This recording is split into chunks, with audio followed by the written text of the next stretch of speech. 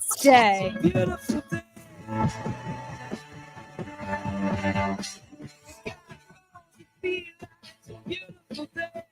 Turn it up. It's Sports Day with Dan Day.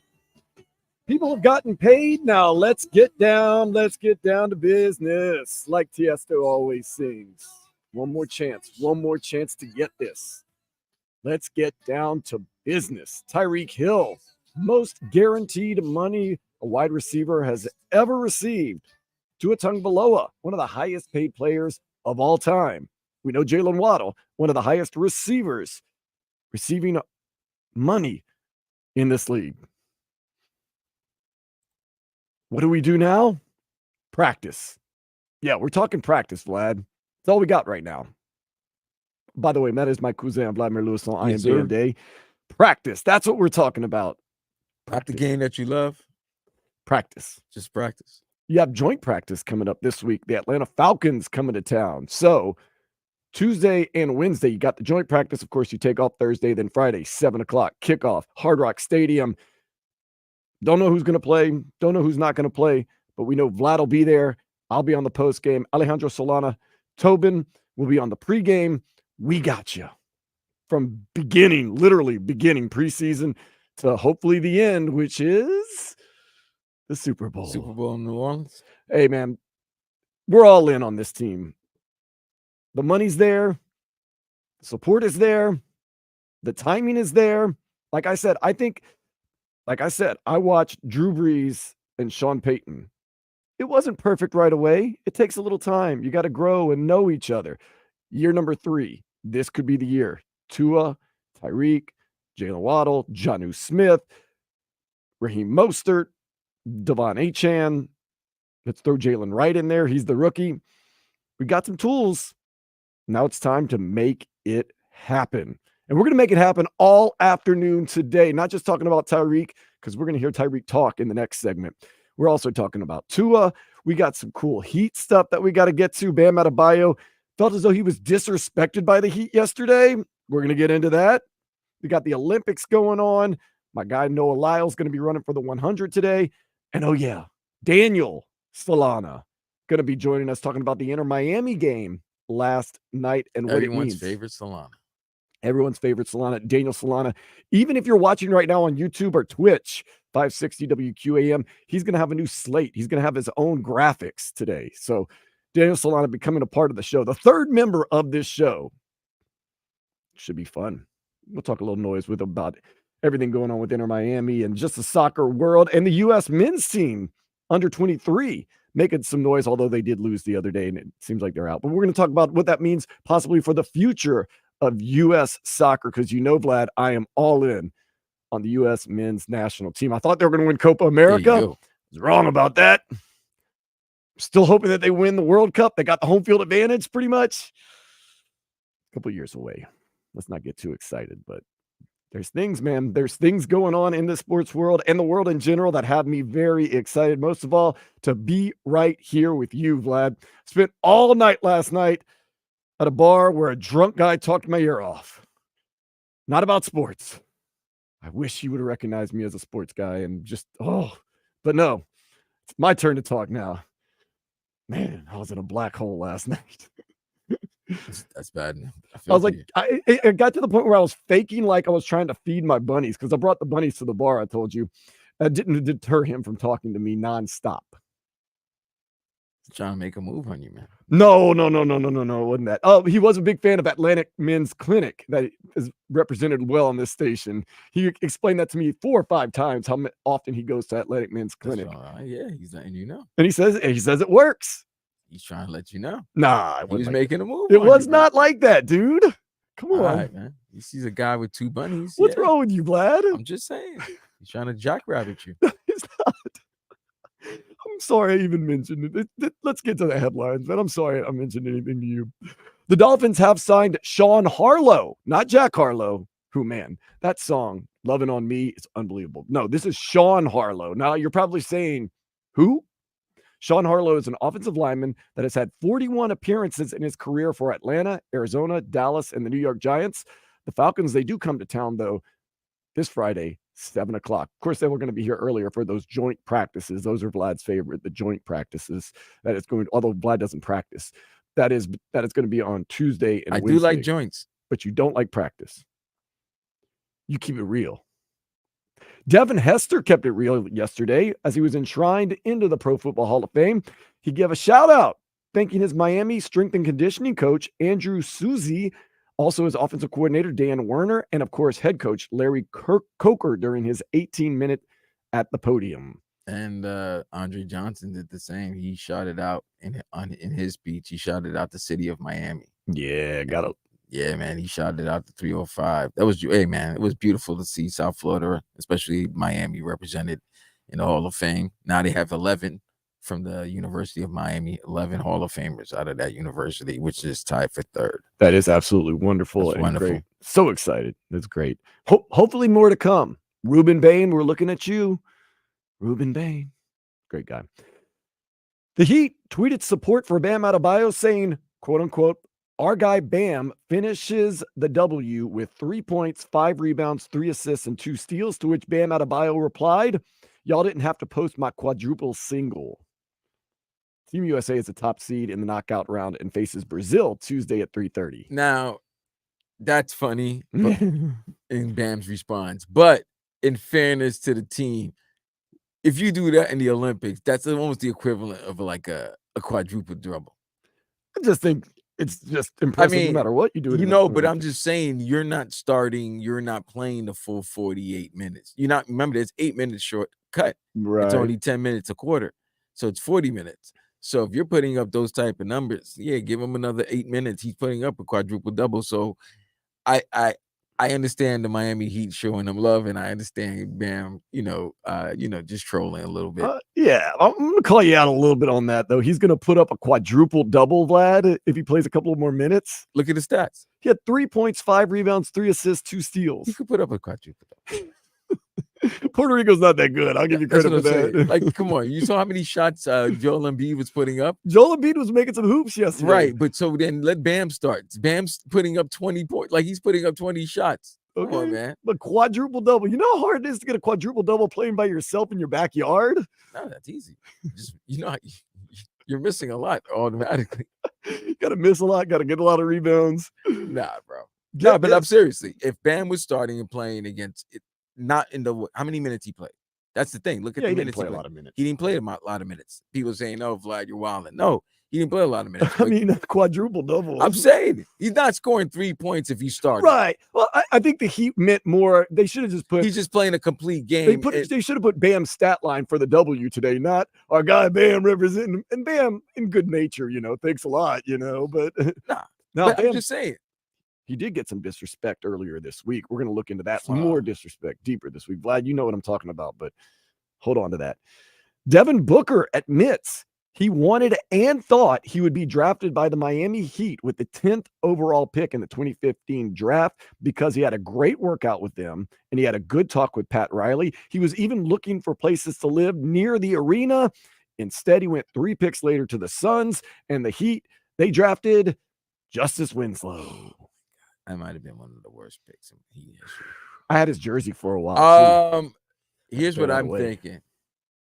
Devin Booker, he was dating what? Wasn't he dating he was dating Kardashian. He was dating the Kendall.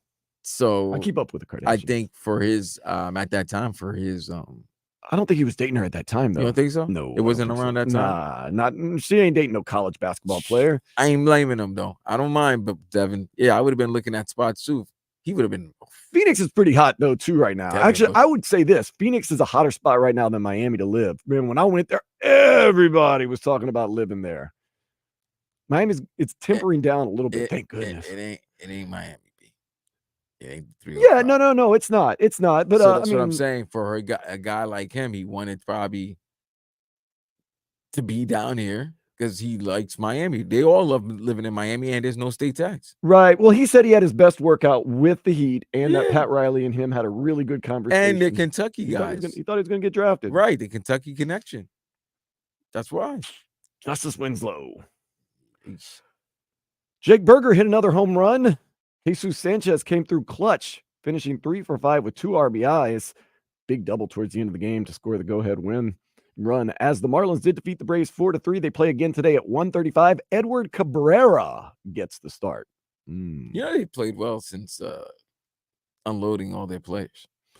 Jake Berger and Jesus Sanchez have been good, and Xavier Edwards, the starting guy. He's the leadoff hitter.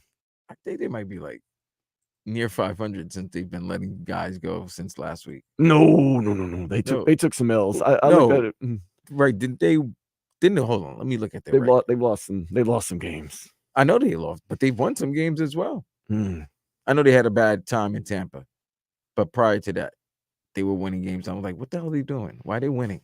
Doesn't matter anymore now with their $11 million payroll. I'm watching for fun. I really am. I mean, I was watching for fun from the beginning after they got swept the first series at home against the Pirates in 4 games. Then they lost like the first 7 or 8 games. I was like, all right, this season's about fun. And trust me, Vlad, you were sitting next to you and I at some of those games we went to. You could tell this season's about fun, not about we got to win. We got to win. Inter Miami did not get that win last night. They were done in by a late 84th minute goal, losing 2-1 to Tigres. They advanced to the knockout stage of 32 of Leagues Cup. They will play the winner of the Pachuca v. Toronto FC game tonight at 8 o'clock. I expect Pachuca to win, so I will expect Inter Miami to have to play Pachuca. They're a very good Mexican team. You would prefer if Toronto FC wins because we've already played Toronto FC and we know how that finished. It was with us winning easily. Would like that. Sam Reinhardt says he was thrilled to sign an 8-year, $69 million deal. 69 with the Panthers, and said that there was never any other option than Florida for he and his wife. So Sam Reinhardt locked and loaded in. Remember, he didn't go to the... his man got married. We thought that maybe there was a little something there, but apparently he really was at a wedding. And like the next day, he signed his contract. He was like part of the wedding party. Right. And the next day he signed his contract. So there was no smoke. There was no fire. That was just Vlad. The Dolphins... And I'm not talking about you. That's good. That's good. That was good. That was good. I'm on one today, baby. I'm on one. The Dolphins held practice yesterday. Tyreek Hill, Jordan Poyer, Salvan Ahmed, and Eric Uzukama sat out. Both Tua and Mike White performed the 2-minute drill, with Tua scoring a touchdown and Mike White finishing with a turnover on downs. Just kind of a quick update on what happened at practice. Yeah, they're 4-4 since they've traded Jazz Chisholm. Okay. Since Jazz. Okay. Yeah, well, that's how I look at it. Since Jazz was gone, and they've also traded other guys and let guys go, but Did you hear, because the Yankees are playing the Toronto Blue Jays, and the Blue Jays bench manager is Don Mattingly, who is Jazz Chisholm's former manager here in Miami. Of course, they asked Don Mattingly about Jazz, and Don Mattingly gave a very political answer. I think he's super talented. I think he's great. About his personality, he is who he is. About the whole Miguel Rojas thing, he said, look, I love both guys. They just didn't see eye to eye. So Don Mattingly playing a very political job. Basically, if you read between the lines, Jazz is a great player. Oh, he also said he thinks the Yankees are a great spot for Jazz because Jazz loves the spotlight. He loves the big stage. Yeah. So basically, Don Mattingly saying what we know about Jazz Chisholm. He likes the spotlight. He's kind of flashy and cocky. Great player. He can be hard to deal with sometimes. That's basically it. There's a lot of big guys, though. That's the thing. Like, Jazz can have a big, personality. But, when you got Aaron Judge and Juan Soto when there's a 6'8" guy who that can check you. Yeah. Yeah, you might. And then another guy who's 6'5" and who came from Miami as well, who's pretty. As long as Jazz runs away from Giancarlo, he's good. But if he's in a corner and Giancarlo and Aaron Judge need to talk to him, I wouldn't like that conversation. But like in that team, he's like 4th or 5th, right, or 6th. Well, that's what I'm saying. If someone tells you to do something, they can back it up. Miguel Rojas was batting like 207. Aaron Judge tells you, hey, man, look, you need to straighten up. It's like the guy's playing at the MVP level, at a Hall of Fame level right now. Can't really say. You can be like, okay. Canes have canceled their Canes Fest at Hard Rock Stadium today from 2 to 7. Fans were going to be able to watch a practice and meet some of the players and coaches, but once again, the possibility of bad weather has canceled that. Cole Swider, he is now an Indiana Pacer. He appeared in 18 games last season for the Heat. So sharpshooter Cole Swider 2 summer leagues, he's been pretty good. He is going to be an Indiana Pacer. And Noah Lyles goes for gold today in the 100 meters. While earlier today, this is kind of a surprise to me. Novak Djokovic got the better of Carlos Alcaraz. Yeah. So Carlos Alcaraz wins Wimbledon over the Joker. Now the Joker has defeated Carlos Alcaraz and will continue on for a medal in the Olympics. Which beat the Spaniards in clay. I like it. Which is more important, winning Wimbledon or winning a gold medal? I say they're even. I've won. He's already won Wimbledon, so winning a gold medal is something that he's never accomplished. Okay. So winning the gold, yes. This year, yes. Okay. I mean, he's won. He has the most majors, so losing a couple of losing a major when you have the most majors. Right. When you won the most majors, you probably lost some majors. So you kind of understand it. But winning a gold, because listen, he's not probably playing tennis again or in the Olympics. Right. After this one. 4 years from now. Right. He's already in his mid-30s. Like he's almost close to his mid-30s, if not in his mid-30s. So yeah, winning the gold at his age, coming back from the injury. Remember, he was questionable for the Wimbledon because he had a knee injury. Right. Had surgery, came back and got all to the way final. To the final. Yeah. So yeah. I give that, man. I love the Joker, bro. I know you do. Yeah, because he's I don't hate him. I just think he's all right. Whatever. I don't hate him as much as other people do, but yeah, man, because he's he doesn't do the norm. Whatever happened to my guy Nick Kyrgios, man? He got hurt. But he's been doing good commentary. Announcing.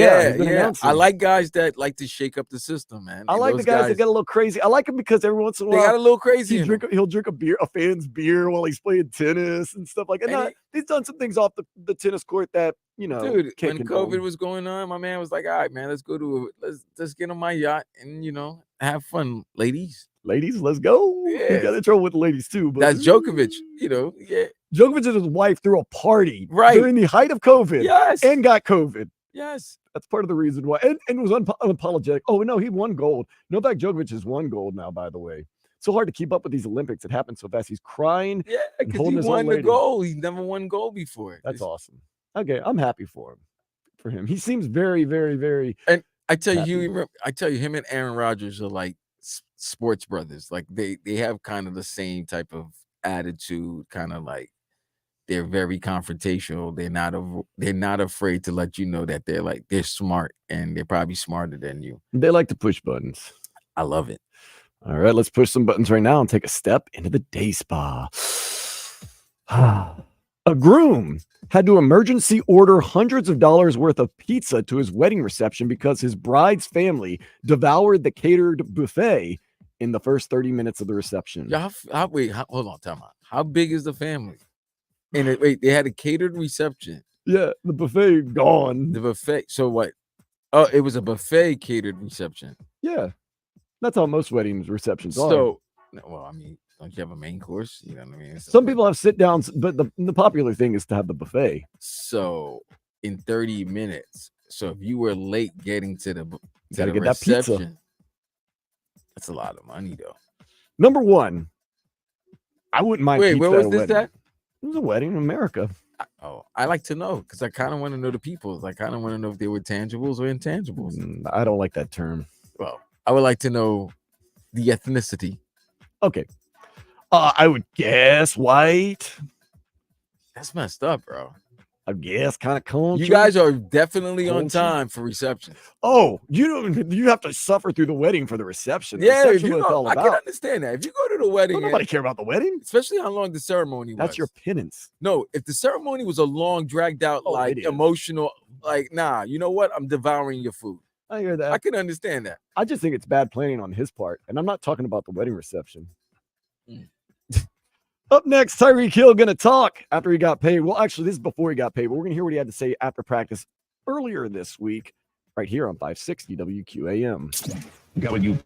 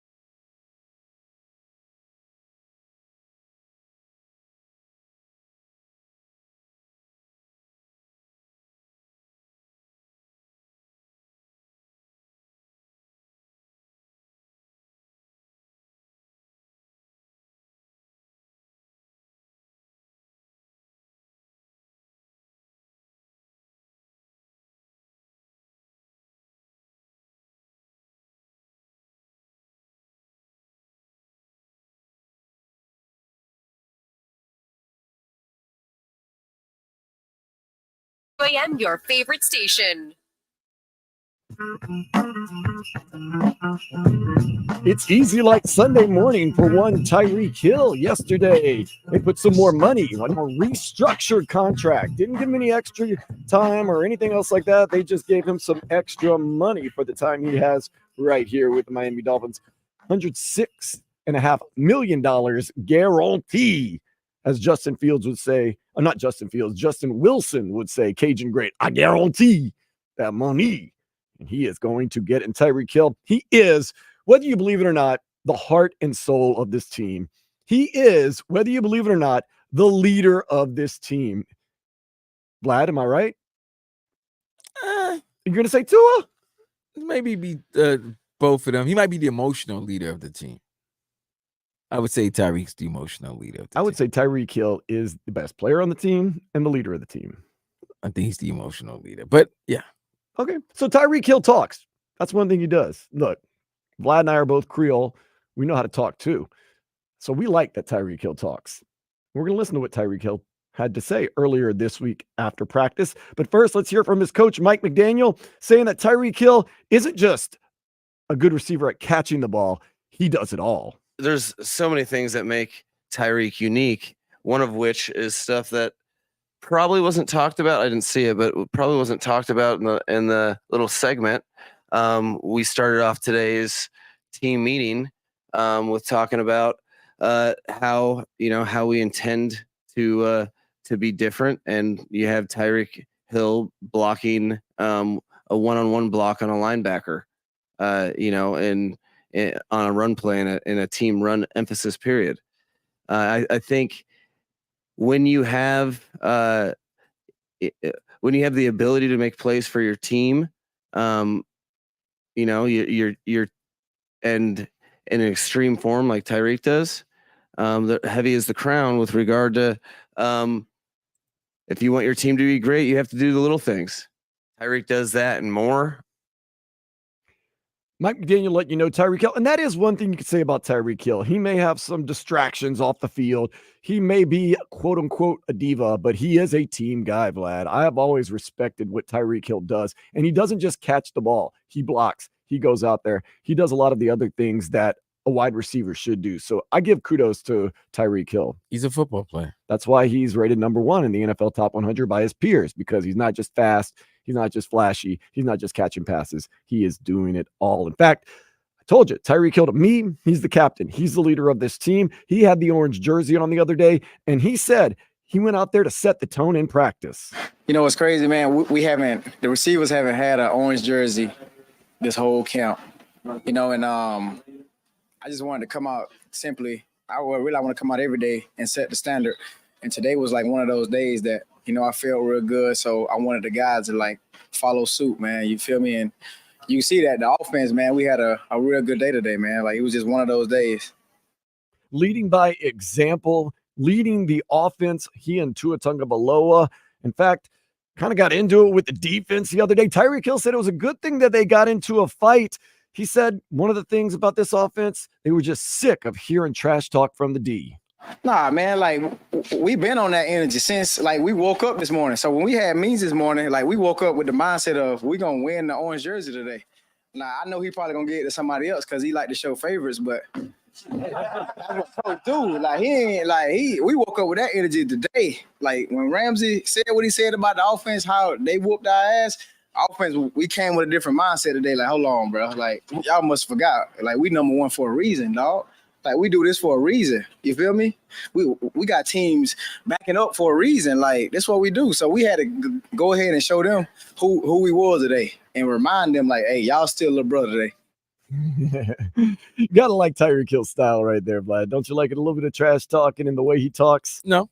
You don't? I don't have to like it. Do you like it? I like it, but I don't have to like it. I have to like it. Jeez. You're saying, hey, you have to know. But it's cool. That's always been his personality. And you've never heard anything said bad about him when he was in Kansas City. He was always that type of teammate, and he just brought what he learned from Kansas City and his natural persona and leadership abilities. He brought it over here, and obviously you saw what it's done for Tua. Because Mhm. ever since he came here, a lot of people looked at him crazy when he was talking about how Tua throws a great ball. He's a great passer, and people were looking at him crazy, saying, "Oh, you're going to be catching a lot of underthrown balls or get hit." And what has happened? He's had 2 of the best years in his career, and 2 of the best years a wide receivers can have, and it's benefited him and Tua because they both got the bag this summer. And I thought he was going to get 2,000 yards last year. Came really, really close. The injury kind of derailed that. This year could be his 2,000-yard year. We don't know. We're going to have to wait and see. Are you a little bit worried that the NFL has cracked down on the whole motion before the snap and you have to come to a complete stop? Or are you thinking it's just going to be business as usual for a genius on offense like Mike McDaniel and a guy that's as skilled as Tyreek Hill and Tua, Vlad? What do you think? It's not like they've gone 19-0 or Right. 20-0 with this motion offense. They've lost games before, Right. so yeah, They'll adjust, right? they should be. They get paid to. Exactly. Tyreek Hill, I'm not worried about the crackdown. You know what? That's my first time hearing about that. But you know what? Our head coach, he'll find a way, to make a way around that. He does a great job of, creating schemes for us to get open. So that's why he's one of the best offensive-minded coaches in the game, man. Because he does a great job of creating these motions, and like he allow us to like tweak it a little bit, but he put his own little spin on it. So I feel like we ain't gonna have a problem with that. That's exactly what we said. In Mike McDaniel, Tua Tagovailoa, Tyreek Hill, and those guys we trust. In fact, I think Mike McDaniel just stays up all night long, drawing up new plays and new schemes. In fact, Tyreek Hill said the offense going to have some new wrinkles this year. You know what, man? Every day I gotta be prepared, man, because it's like all kind of motions in this offense, dog. Like so, and the wording of it is crazy. So I'm not even gonna say that.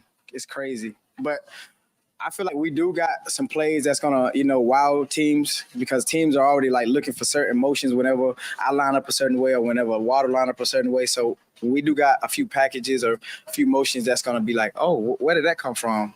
That's gonna kind of like surprise the defense out of nowhere. So it's gonna be fun this year, man.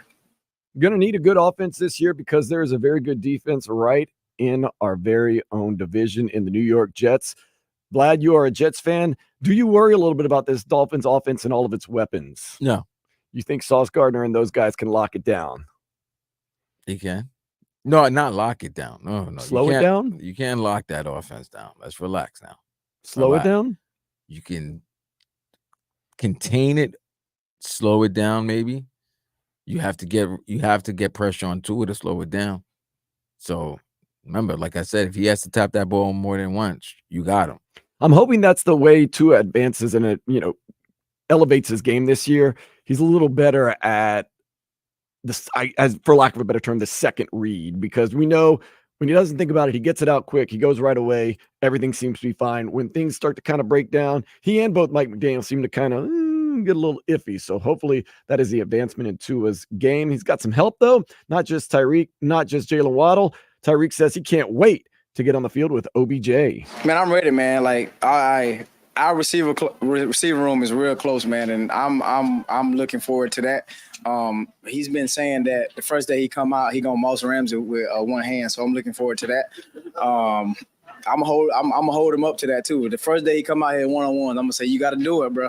You got to do it. So I'm looking forward to it, man. Odell, obviously, he's one of those guys that can, make plays everywhere on the field, man. And just having his energy, his presence, man, on the field with me and Waddle, it's gonna be fun, man. And I know too, he's gonna do a great job of finding him. Jalen Ramsey's got his hands full in practice, man. It might be harder in practice than in some games sometimes. I would like to think that both Jalen Ramsey and Odell Beckham Jr. know each other very well from their time in Los Angeles. Mm-hmm. I would love to have seen who got the best of who during those practices.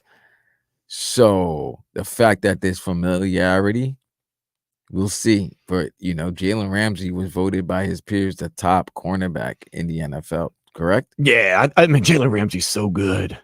And I don't know if Odell is still the Odell that we all remembered. Even his third act with the Rams. The second act with the Browns wasn't too well, but that third act with the Rams resulted in a Super Bowl victory, and he looked like he would have been Super Bowl MVP of that in Los Angeles if he didn't get hurt. Mhm. But that knee injury, it took him a year and a half to finally come back, and he had.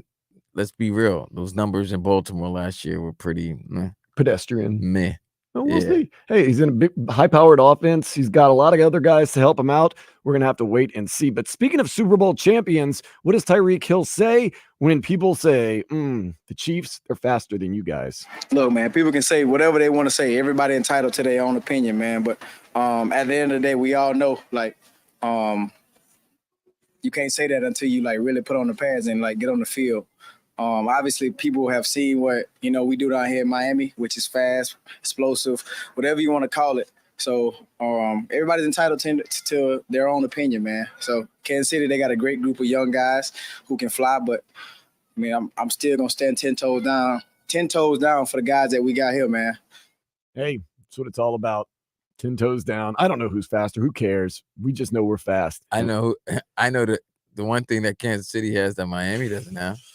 What is that? The guy that's throwing that ball to those receivers. That guy's pretty good. Unfortunately, listen, no shot at Tua, but we all know Patty's 10 times better than Tua. No shot at really anybody in the league. We know that Patrick Mahomes is the best quarterback, if not, and no shot at Tyreek for being voted number 1, but the best player in the league. I'm not gonna sit here and say, wait a second, there's no. It's the way it is. And until you prove me otherwise, that's it. That's the way it's gonna be. Gonna take a look online, see what's happening with Tyreek after the big contract, what people are saying. Hopefully it's all positive. That's next on #What's Happening, Sports Day 560 WQAM.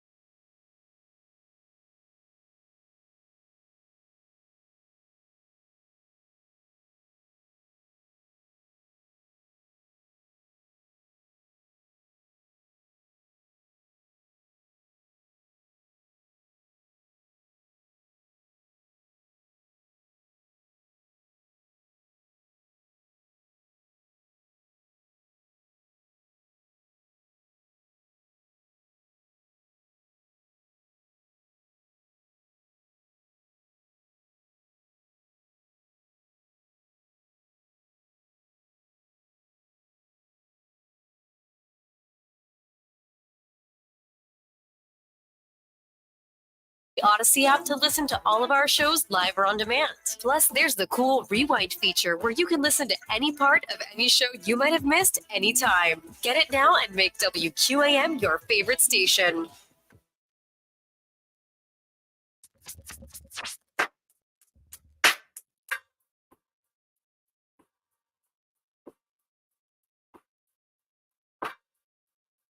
Wheeling and dealing on this Sunday with my cousin Vladimir Louison at Vlad2078. I am Dan Day at Dan Day Radio for all the social media. Real quick, I'm going to go take it to the X world, x.com. Find out what the world is saying about Tyreek Hill and that new contract restructuring that he has. Our dude Omar Kelly, he writes for the Miami Herald. He recently tweeted out, "I've covered a lot of great players throughout my career. 2 just made it into the Hall of Fame this weekend. Of course, Andre Johnson and Devin Hester.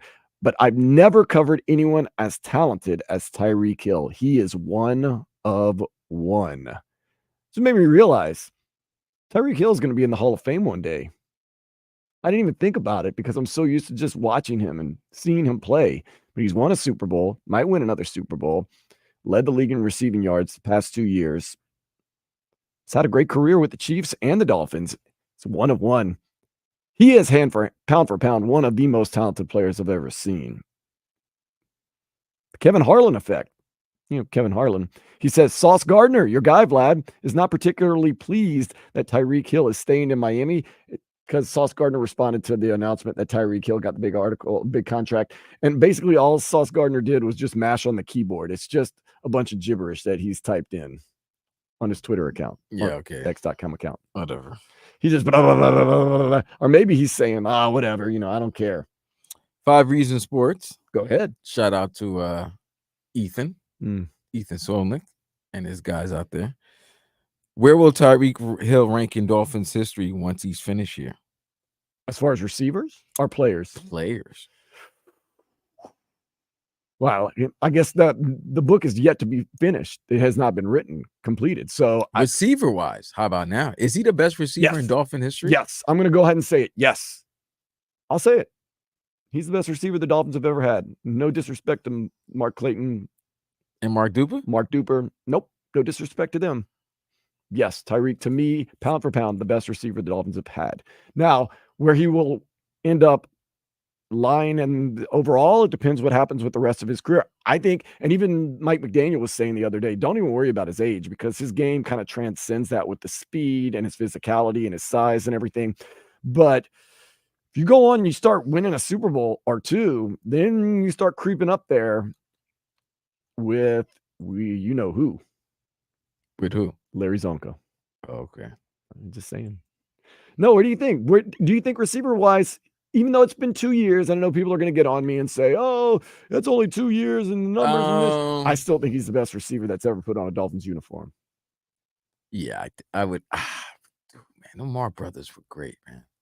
Mm-hmm. Like I don't want to be a prisoner of the moment, and I don't want to be the guy that's still holding on to his past. But Mark Clayton, Mark Duper were 2 of the baddest receivers in the NFL. And when Marino was picking apart defenses, them boys were it was almost similar to like when you watch, Tyreek and Waddle do their thing. It's just that, and this is no knock at Tua, it's just that ball being thrown by Marino, and then you seen those guys running past the defenders and then catch it. It's a thing of beauty. With Tyreek, you don't necessarily got to throw it deep. You just give it to him, and then he'll find spaces and create holes, and get through. And then all of a sudden, a 4-yard pass becomes a 50-yard touchdown. But good. I'll help you answer the question by asking a question. If you could have just one, who would you take? Oh, then that's different, man. That is a little bit different. Because I will look at height. I will look at height. I mean, speed is speed, but I'm going to look at height. I will look at the natural receiver, the guy that can get in and out of routes. And that's what I got to give Tyreek credit. He has become a better route runner. Mm-hmm. I will also look at hands. Now he's a good receiver, but Mark Clayton and Duper were great Okay. pass receivers. Like their hands were silky smooth. Once again, I don't want to be the prisoner. Now you know what? I'm going with the Mark brothers. You know why? All right. Because what they were doing it in a tougher, more physical NFL. It was more of a running league back then. No, but even that, the defenders were able to pretty much mark you for the 5 yards and hold you and put all kind of crazy substance on their hands to mess you up. Nah, I'm gonna go with the Mark brothers because you know what? They did it longer down here. We've only had 2 years, but I will say Tyreek's definitely on the pace of surpassing them if he does it for another 3 more years. But the Mark brothers have a consistency of years of doing it. No disrespect. Good question. No disrespect. Tyreek Hill, though, for me, he is the best receiver to put on a Dolphins uniform. Once again, book is unwritten, is unfinished. I'm sorry, it's not finished. And yes, it has only been 2 years, but I think pound for pound and for what he's done in these 2 years and what he's capable of doing, if he stays healthy, he is going to be up there. Whatever else may happen. Very good. Very good. Tua Tagovailoa's got to be happy about it. What do you think? Oh, come on, man. If you more weapons, more let me better. let me tell you this, and we'll continue this more. We'll continue it more after the break of the next hour. Dolphins have really they've shown, for all the people that were saying the Dolphins aren't treating Tua fair, this, that, and the other. They gave him a bag and they gave him all his weapons. Yeah. I think they've treated him pretty damn well. They got a coach tailor-made for him. They put weapons around him. They've continued to grow the offense, sometimes at the expense of the defense. Yeah, right now, as we sit there, Vlad, you cannot say the Dolphins have, at least lately, been disrespectful to Tua. Can't say it. Really? Can't say it. Can't. Not right now. Now you could say the Brian Flores and all that. Forget that. The Flores. What's the in Flores, the past is in the past. The Flores time is almost. What was that? 2021. Yeah. What was that? 21, right? That's in the past. That's like 3 years ago. 3 years ago is like a generation ago. Everything that Tua could want, he has, basically, reasonably asking. Yeah. So the narrative has changed of the Dolphins have been disrespectful to Tua to now the Dolphins have given Tua pretty much everything that he needs and wants. It's all changed. No excuses. Oh, you beat me to it, Vlad. 2024. You No beat excuses. me to it. That is the title of this year. That should be the thesis of all the Dolphin fans. No excuses. Coining it right now. 2024 Miami Dolphins. No excuses. Back after this, 560 WQAM.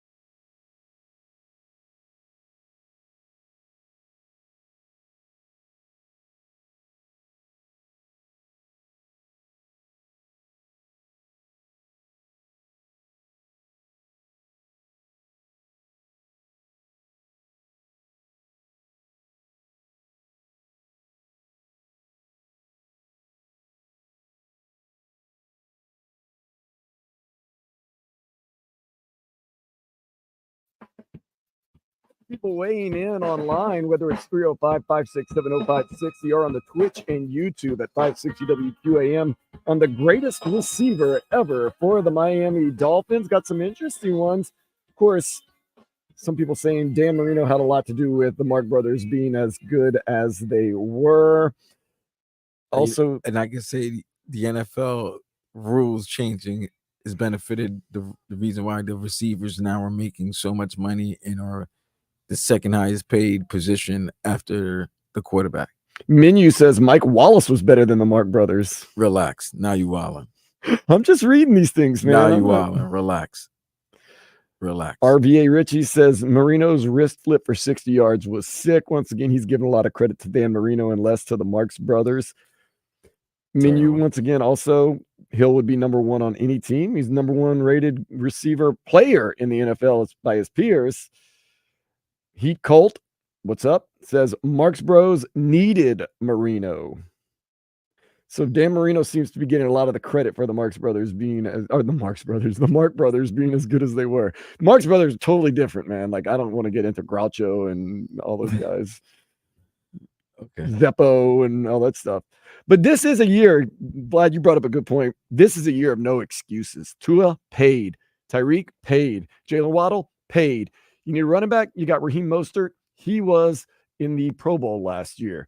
Devon Achane had a historic rookie year. You got another fast running back in Jalen Wright. You need a tight end because maybe Durham Smythe isn't good enough. Go out and get Jonnu Smith before you get him back home here in South Florida.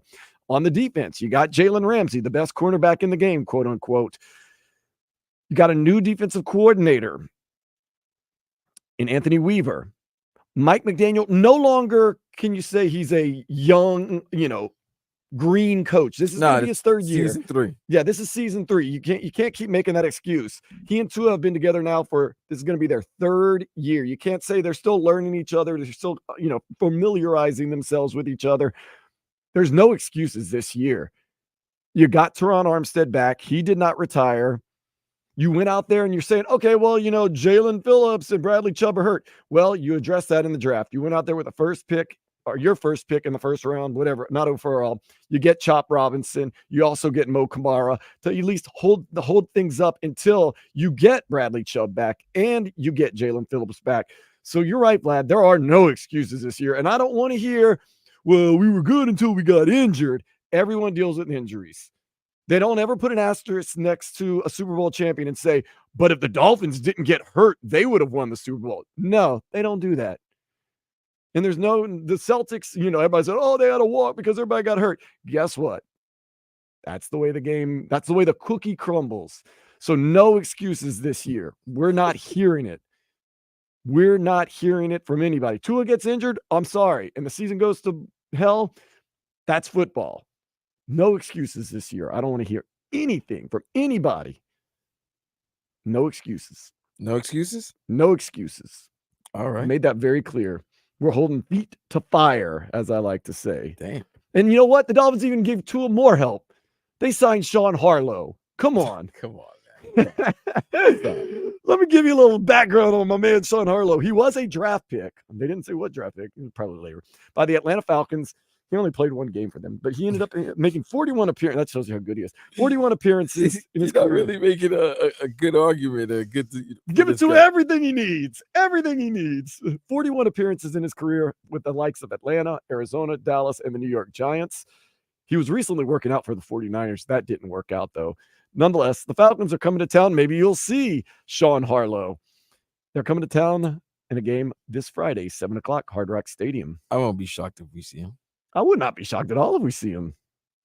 Now, don't be shocked that you saw Devin Hester and Andre Johnson get into the Football Hall of Fame yesterday. Both of them sending shouts out to the city of Miami and their coaches here at the U back when they played about 20 years ago.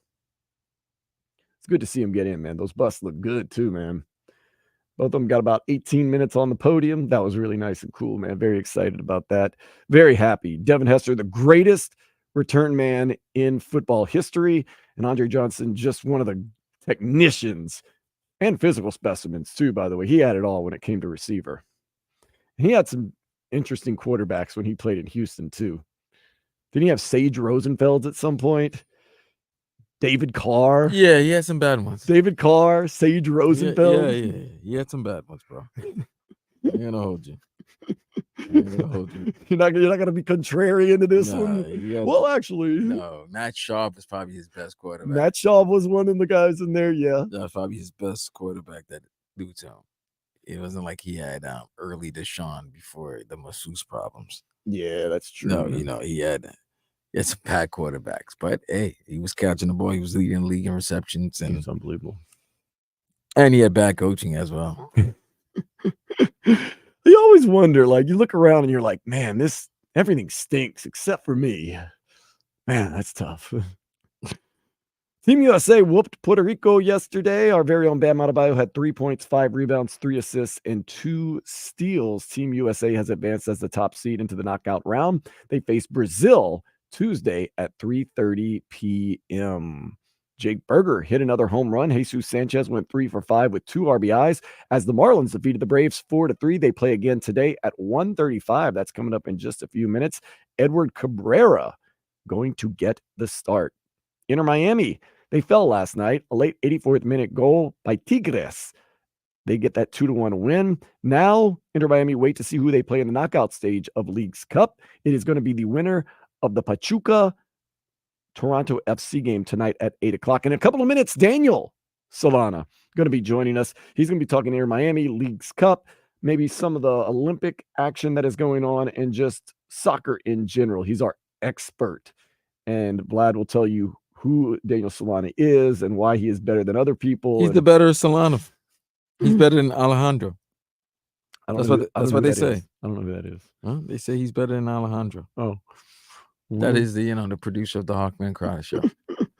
Sam Reinhardt said he was thrilled to sign an 8-year, $69 million deal with the Panthers, and that there was never any other option than Florida for he and his wife. Come on, man. You just scored, 64 goals? He had an unbelievable year. He actually scored the game-winning goal Stanley Cup final. He won the Stanley Cup. His goal was the game winner in Game 7. Won the Stanley Cup. Come on, man. I would stay here, too. It is cool now that the narrative has changed from the Panthers were seen as kind of like a dopey wannabe destination, wannabe organization. Now it's like everybody wants to be a part of the Panthers, not just because of Stanley Cup, but just the way they've changed that whole story and how they've got the free agents that want to come here now. And, it's not a hockey town. Like, you don't really hear that as much anymore. Here, yeah, man, they do some serious stuff here. And it would be nice to be in a warm, beautiful environment where you're not snowed in all the time.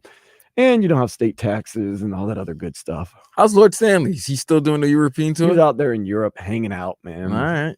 Just doing his thing, man. Dolphins did hold practice yesterday. Tyreek Hill, he sat out. I guess it was just kind of one of those things with the contract. His wallet was keeping him down. Jordan Poyer missed his 3rd practice in a row. Salvan Ahmed and Eric Uzukama sat out. Eric Uzukama, a little worried right there. He's been injured basically every year he's been with the Dolphins. Mike McDaniel says this year, why he's sitting out has nothing to do with his injuries. Last year, he has the world of potential. He has a lot of athletic ability, but he hasn't seemed to turn that into playing time. So I'm starting to get a little worried about Easy E right there. But we'll see. Maybe you'll get to see him. And Cam Smith, I'm worried about him too. I want him to do well. Get to see him this Friday, 7 o'clock. Vlad, I'll be waiting for your reports. Dude, you're the only person I know who's so damn excited about a preseason. I am so stoked for this game, man. Just a 2024's week preseason game number 1. Number 1, baby. Yeah, like when it's September 8th? I'm gonna go wall to wall in the post. Holla at me September 8th. Post game, we're gonna start early. We're gonna end late. Holla at me September 8th. I will holler at you. I'm gonna holler at you more than but I'm just September 8th. I'm talking about your excitement. I want that September 8th when it's week 1 against Jacksonville, when it's a battle of the, I'll bring it to you when we're broadcasting quarterback contracts. But right now, Atlanta, where we might not see anybody, you know what I mean? I'm gonna bring it to you when we're broadcasting live from Manning's in the CBD of New Orleans for the Super Bowl. Oh yeah, my team's there. I can't wait. Oh, that wasn't what I meant. Yeah, I bet. Well, yeah. Set yourself up. That would be the greatest matchup ever. Dolphins, Saints, Super Bowl in New Orleans. Oh, I wouldn't know what to do with myself. Why would you want the Dolphins to play the team that's hosting the Super Bowl? Because they're my 2 favorite teams. Right, but the Dolphins would be at a major home field disadvantage. Really? Because the Super Bowl is not so much other than the familiarity, I guess that would help the Saints out if it were in New Orleans. But like the crowd wise, it's a lot of corporate. Yeah, but don't you think the Saints would be smart enough to get some seats and offer it to their fan base? Right. And the secondary market would be probably flooded, but I don't know. I mean, when Tampa played Kansas City, it was a lot of Tampa Bay fans. When the Rams played the Bengals, there was a lot of Rams fans. I don't remember there being a lot of Tampa Bay fans, but I'm going to push back on that one. I'm going to say why. I'll tell you why it was a lot of Tampa Bay fans. For the limited amount of people that were allowed inside that stadium, they were mostly Tampa fans. That was a good save. You saw me start curling my eyebrow. You're like, well, let me explain what I meant. No, I knew. I was waiting for you to say that. I already had the response ready. So yes, during that COVID Super Bowl, they did allow people there because we're the only state that was allowing, a limited capacity of people to come in. But there was mostly Buccaneer fans. By the way, my theory about the Super Bowl. With those guys, all these corporate people. That's where they bring their side pieces to. Right. You have told us so. During the COVID Super Bowl, you couldn't bring a side piece because there's no way your wife is going to allow you to go away. It's too dangerous. It's too dangerous. You go, yeah. COVID on the planes. So you can't bring that back after your It rendezvous. was a tough time in this world, man. Hard times, Daddy. It was hard times, man. But now, back to normal. Back to normalcy. Yeah, man. I was noticing things today. I got up early and kind of did some things. It's like COVID never happened all of a sudden. Like they're doing things in different places that I thought were going to be banned forever. And I still people wear masks here and there, but people are wilding, I guess. If you're on your way to Canes Fest, turn around because it has been canceled due to the possibility of inclement weather at Hard Rock Stadium. From 2 to 7 today, you're supposed to be able to view a live practice, talk and meet some of the players and coaches, but nope, not happening. It has been canceled. Cole Swider, no longer a member of the Heat. Vlad, how do you feel about that? It hurt my heart. Oh, really? What was it yesterday? I did another one. I go, what if Simone Biles wins gold and says, goodbye, everybody? And Jonathan Owens jumps out of the crowd and says, I'm taking this opportunity to retire too. You go, okay. Yeah. Bears fans are like, what? He's a backup safety. Like, what? Bears fans. Okay. Does this have anything to do with Caleb Williams? No? Okay, we're good. Best of luck to you. Best of luck. I always like it when like a guy who's like a marginal player announces his retirement. Like, you don't have to do that, bro or girl. Like, you don't have to do that. Just like Gordon Hayward. Yeah, like after 14 years, Gordon Hayward. I was like, he was an all-star. He was, man. He was on Team USA. I want to say he was on like a FIBA World Classic or something. Yeah. He got some big contracts.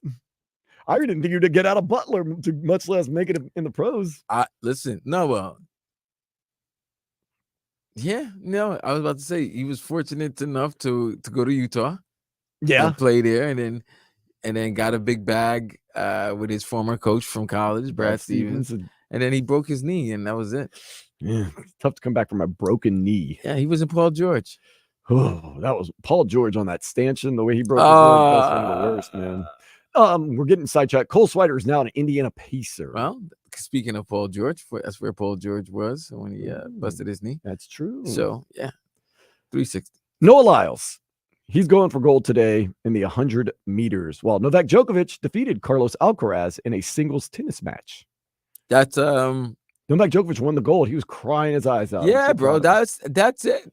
That is it. He's not going to play Olympic tennis again. No, he doesn't need to. He's got his gold medal. Well, but I'm just saying this was going to be his last Olympic tournament. Right. And to win gold, to win a medal would be great, but to win the medal, win gold and beat the guy that's basically taking the torch from you. Yeah, that's cool. And, Carlos Alcaraz. Last hurrah. You never know. He's young, though. He'll probably have more opportunities, so we'll see. With that being said, let's go ahead and take a step into the day spa. A Canadian woman who admits she is an online catfish with no front teeth did recently meet her online boyfriend, and guess what? He didn't care that she was missing teeth and pulled a fast one on him. Are you a bigger man than that, Vlad? Are you? Nah, fam. It's not that you have no teeth and that you're not as attractive as you were online. It's that you lied. It's all three. It is all three. It really is. That being said, we're not going to get catfished by Daniel Solana. He's going to be joining us in just a couple of minutes to talk about Inter Miami. You can see him face to face live if you go to the YouTube or Twitch page, and you can hear him in just a few minutes right here on 560 WQAM.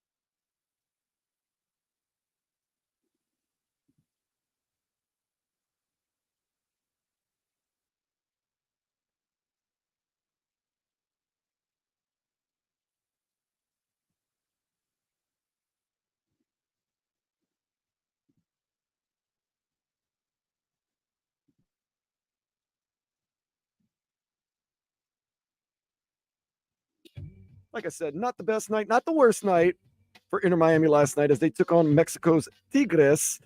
Leo Campana gets a penalty kick, ties the game. Then Tigres comes back, wins 2-1. Now we must await an 8 o'clock game between Pachuca and Toronto FC. We don't have to wait any longer, though, for our expert analysis from Battered Heron's podcast and one of our favorite people, Daniel Solana. Woohoo! Hola, mi amigo. How's it going, fellas? Everything going well?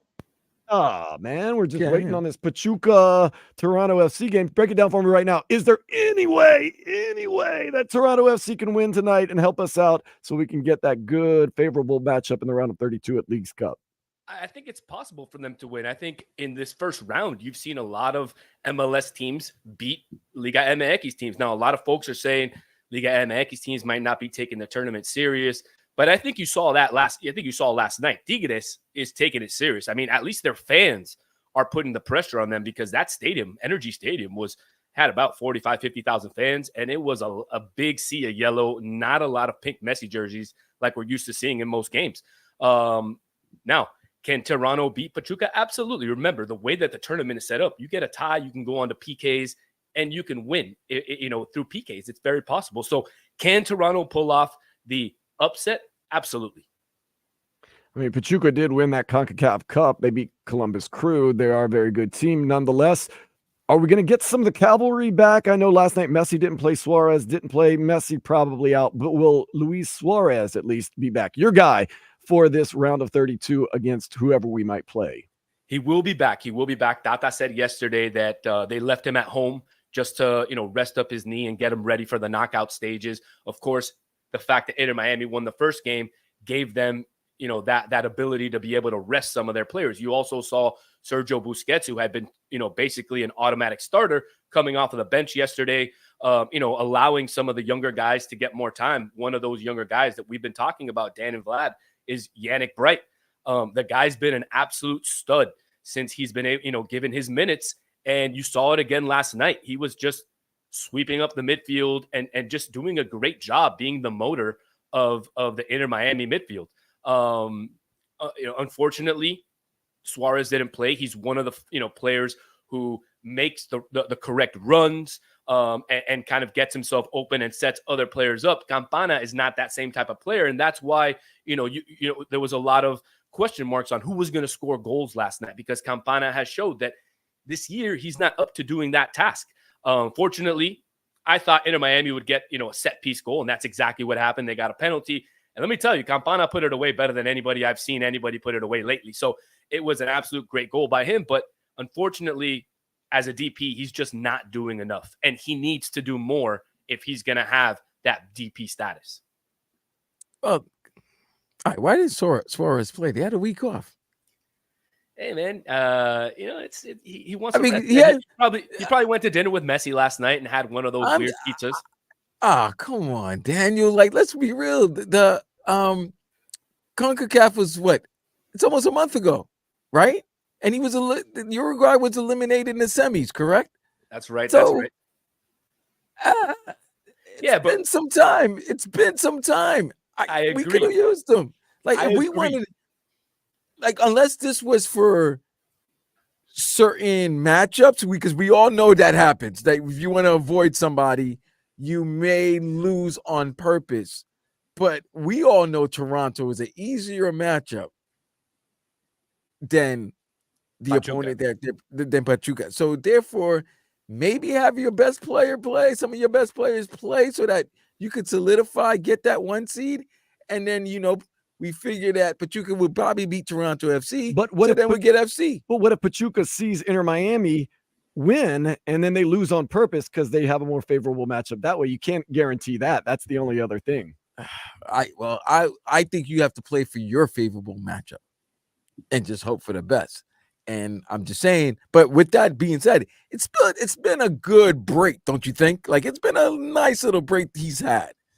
Absolutely. It's been a good break. But one thing that you haven't mentioned, Vlad, and it's something that you got to keep this in mind. Remember that the Leagues Cup is a tournament that takes place within 1 month. So, they just played 2 games within a week, but they're going to have games basically every 3 to 4 days now in the knockout stage going until the finals. And if you can remember last year, it's 7 games. Messi played those 7 games within a month, and then he got injured. So again, you can't, although you want to win Leagues Cup, you also have to think about the future. And there's still 10 games, 30 points left to be played, for the MLS Cup and for the Supporter Shield. And where Inter Miami stands today, they're top of the league, top of the Eastern Conference.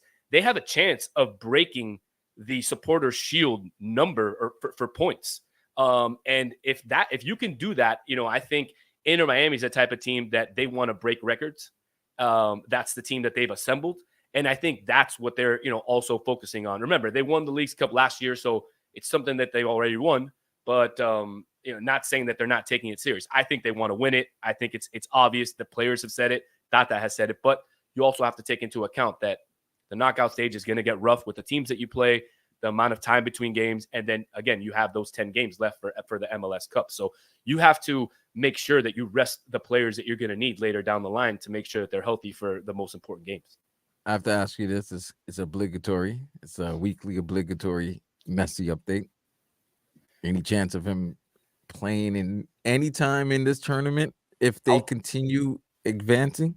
I'll tell you this. So Suarez said, and everybody knows Suarez is his best friend, and I don't think Suarez is going to come out publicly and say something that he's not allowed to say. But he said he's going to be back sooner than most people think. Now, it's been 3 weeks since he had his injury. A second-degree ankle sprain usually is 4 to 6 weeks. We're going to be coming up on the 4th week this week. Is there a possibility? If you're asking me to put some money down on if Messi's going to play the final, if they get there, I'm putting money down that he's going to play. If he's 80% and they're in the finals, I think he plays. Especially knowing what Suarez said, that he's going to be back sooner than what most people think. So the final would be, at the end of August. It would put him at that 6-week range. So look, if this guy's getting the treatment around the clock that he's getting, the boot's already off, we should probably see him back in the gym this week, hopefully back on the field next week. It's all looking towards, if they get to the finals, that Messi's going to be there. Just got to keep winning. So hopefully that will happen. We're joined by Battered and Heron's podcast, Daniel Solana. I want to get back to Leo Campana's penalty kick last night. Now, Daniel, you've played, of course, high school, collegiately, even semi-pro. You've watched a lot of soccer. You've analyzed it all. He had a very deliberate kick last night. That makes me nervous. Which do you feel is more advantageous, or can you just explain? I like a just make up your mind, go penalty kick. Is there an advantage? Do you think there is one type that is better than the other, or is it just every individual situation? I think it's every individual situation, and it depends on the player. Me personally, I was always the type of guy that I chose my spot. I knew where I was going, and I looked at the ball. I didn't even look at the keeper. I didn't look at the goal. I knew where I was going. And that's how I practiced my PKs, and I never changed. I always went to the left bottom side of the goalkeeper, side netting. That was always my goal. Can't say I always made it, hit the post a couple times, but that's soccer, right? So look, I'm more on the side of the players who decide where they're going to shoot and just shoot it as hard as they can to the side that they pick. And even if it means if you're going to shoot hard into the center, I'm okay with that as well. But I'm much on the side of give it your all, then try to chip it or, place it nice, because the chances of you kicking it soft, it gives the goalies a better chance of blocking it. Any surprises during these games during this past weekend that, you looked at and was like, wow, I was shocked by this result? Yeah, there was a couple games that had me, a little bit, first off, let's be honest. No, I don't think after what happened last year, I don't think anybody saw MLS taking this, big of a lead in terms of wins and losses versus, Liga MX.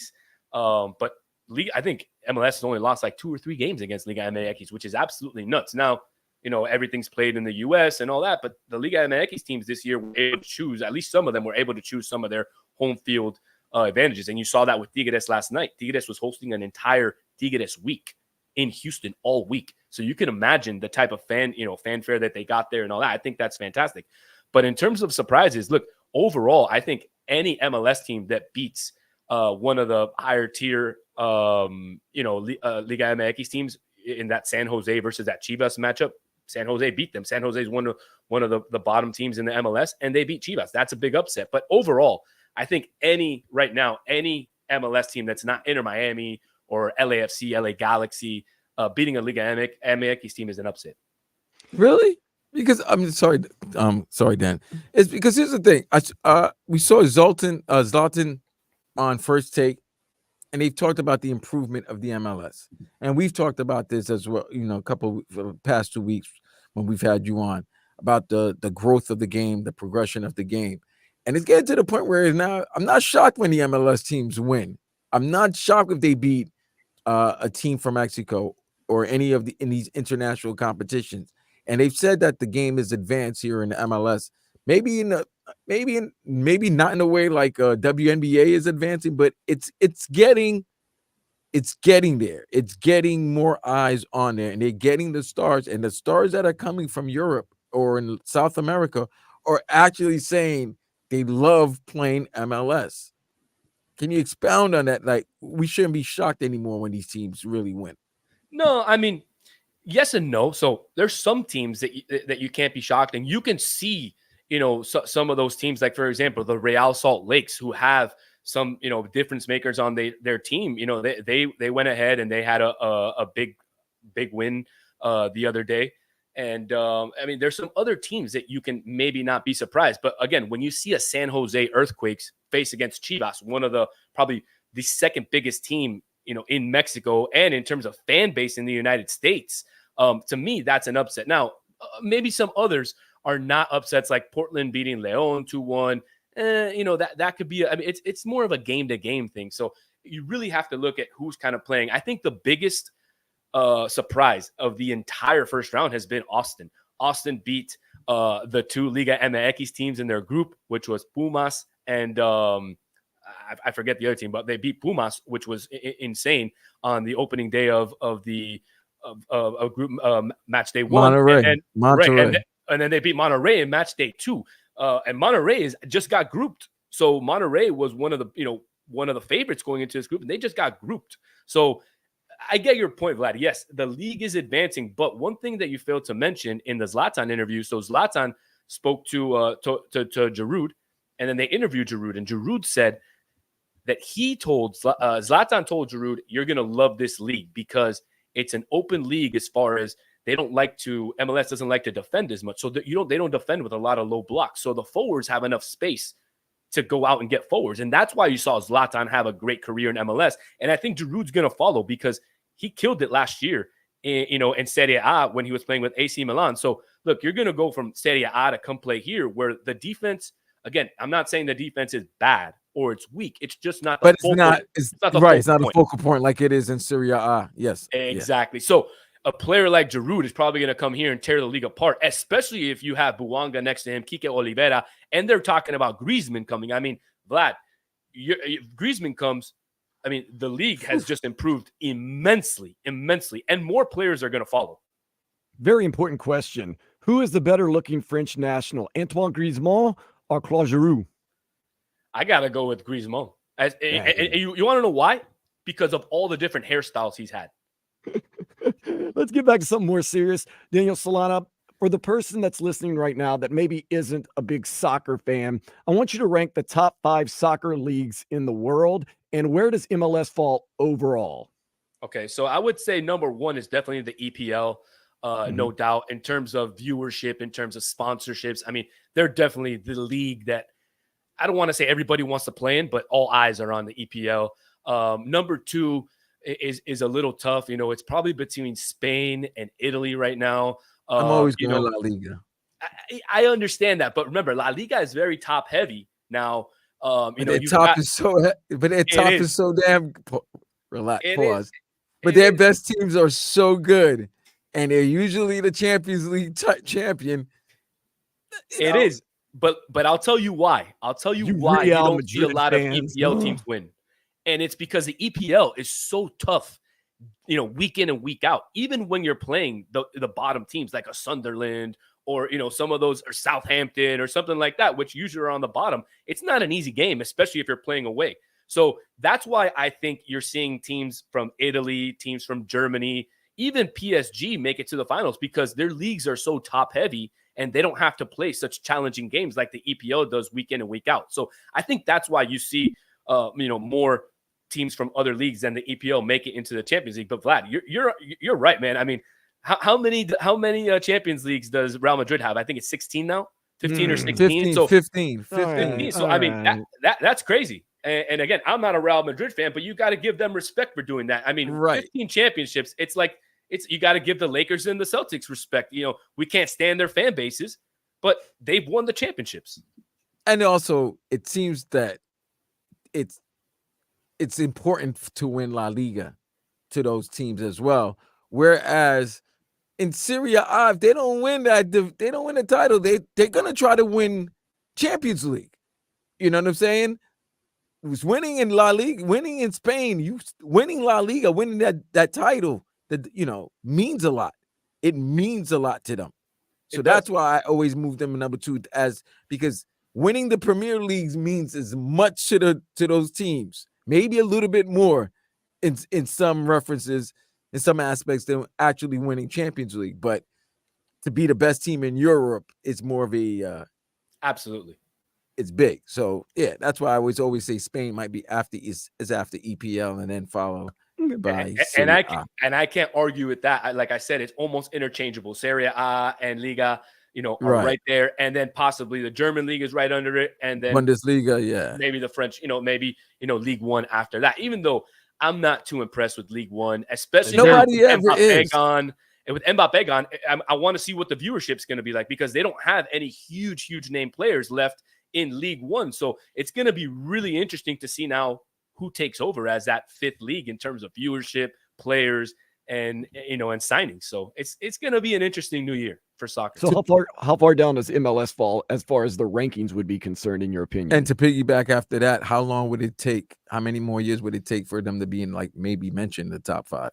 Yeah, I think MLS is definitely a top 10 league right now. I would put them down maybe like 8, 9. I think there's other leagues that are still ahead of that. I would put the Brazilian league over that, even the Argentinian league, just because of the players that they develop and what they sell them for.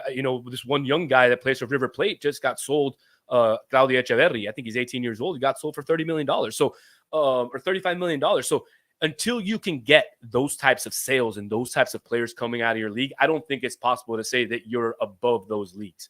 And to answer your question, how long can it be? Look, I think the MLS still has a lot of maturing to do. They need to look at their rules.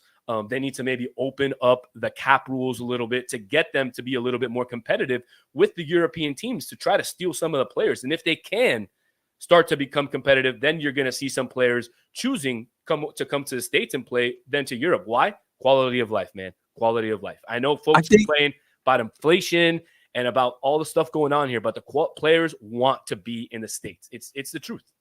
I think you mentioned it earlier when you said Zoltan was talking to his guy. I think Messi's probably giving a good word to his friends.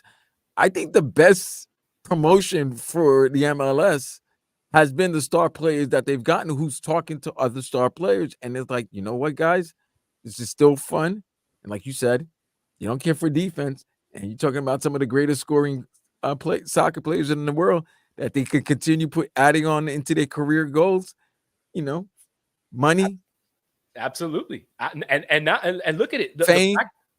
Giroud came out and said, I always wanted to come to the MLS. Mm-hmm. So and for Griezmann, a player of that stature, and Griezmann's been saying that too. So yeah, the fact that these players with these names I want to come to the MLS, that means so much more because all the other guys are hearing that. Cristiano Ronaldo will make his final stop in his soccer career in the MLS. I have a feeling. I don't think he's allowed to. Well, I think they'll work out something. They'll work out something with the Nevada authorities. Legal issues, but we'll work out something with the Nevada authorities. Hey, they'll do something. If Contavious Caldwell Pope was able to play all the home games for LA, then I'm sure they'll figure something out for They'll Cristiano. Figure out something for one of the most popular athletes in the world. I think so. Absolutely. Real quick before we let you go, Daniel Solana, did you watch the U.S. women's national team yesterday at the Olympics? I did. What a goal by Rodman. Wow, unbelievable. But can I tell you, I was listening to the English version, and there was no passion on the call. Nothing against the play-by-play guy, but I saw on social media some back and forth of some folks saying like, "Oh my God, it was an extra time and it was an amazing goal," and it was just like she puts it in the back of the net, and with all the mediocreness that had been going on. Not that he wasn't lying; it wasn't a great game, but a little bit more passion, man. Like give it a little more passion in that goal. I mean, it was a great goal, probably one of the best in the tournament. I was going to say, Trinity Robin, on a scale of 0 to 10, 10 being the best, what would you rate that? I call it a wonder goal. I give it a 13. Yeah, I mean, it's unbelievable. It's just unbelievable. Quick point on the men's side. They lost 3-0 to Morocco. Not surprised. What happened there? Not surprised, man. Morocco is, and you saw them against Argentina in the first game. They are there to win. They brought some really good players. They have some nice young players. And the U.S. men's national team, I think they could have done a better job of taking a better team. There was, some rumors that, Don Garber had, kind of put his hand in there and kind of force certain players to go because they're MLS players. I don't think that's right, but that's things that are going on within USSF and between Don Garber, who's got his hand in all of U.S. soccer, it feels like. But look, they went out there, they got into the knockout stage for the first time in I don't know how many years. So that's something to be positive about. And for you Inter Miami fans, look, Diego Gomez, who Paraguay also lost, and now Benjamin Kremaski, who was representing the United States, are both going to be back for Thursday's game. So that's something to look forward to as an Inter Miami fan. Sucks for the U.S. that they couldn't get it to the medal round. But look, I think it's France's gold medal to lose. They look unstoppable on the men's side. And on the women's side, huge upset by Brazil yesterday to beat France, especially without Marta, who I don't know if you saw what happened to her in the prior game. She got a red card and she started crying, one of the best all-time female players of all time. So luckily for them, they were able to get past France, and hopefully she gets a chance to play in the medal round, because for one of the best women's football players of all time to go out like that, it would be a shame. U.S. men's soccer has never won a medal in the Olympics. That's going to be at least another 4 years. But Daniel Solana, you are always a gold medalist with us. Yes, sir. Thank you so much for joining us. We'll see you next week. Always. Thank you. Glad to have you. Coming up next, going to get into a little what I like, some of the things that Vlad and I like. No, not what I like. Nay or day. Some of the things whether we like or don't like here on 560 WQAM.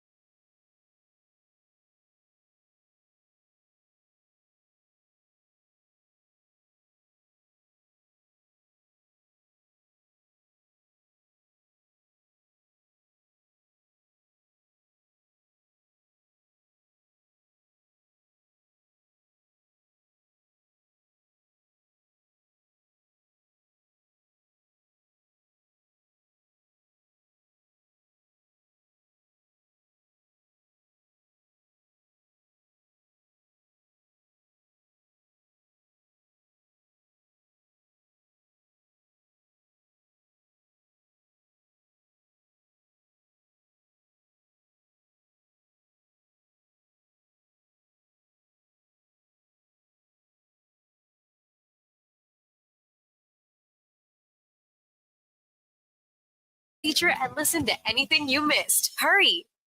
Shake that thing, miss. Can I shake that Time for some thing, Mayor miss? Day, a little Can I thumbs up or shake thumbs that down. thing? Let's get right into it. Team USA. Vlad and I have been pleasantly surprised by the play, especially of Kevin Durant and LeBron James, who's been not even really turning back the clock, just being LeBron James. Team's been looking good. They are the top seed going into the knockout round Tuesday, 3:30. They play Brazil. Steve Kerr been pushing all the right buttons, yet some people still not impressed. One of the people not totally impressed with this Team USA has been Shaquille O'Neal. What's the minimum amount that Team USA should win each game by? 20. If you don't 20. win by 20, I'm not impressed. Because just think about it, bro. That's you got good. the best players in the world on one team. Okay. If they win, they're supposed to win.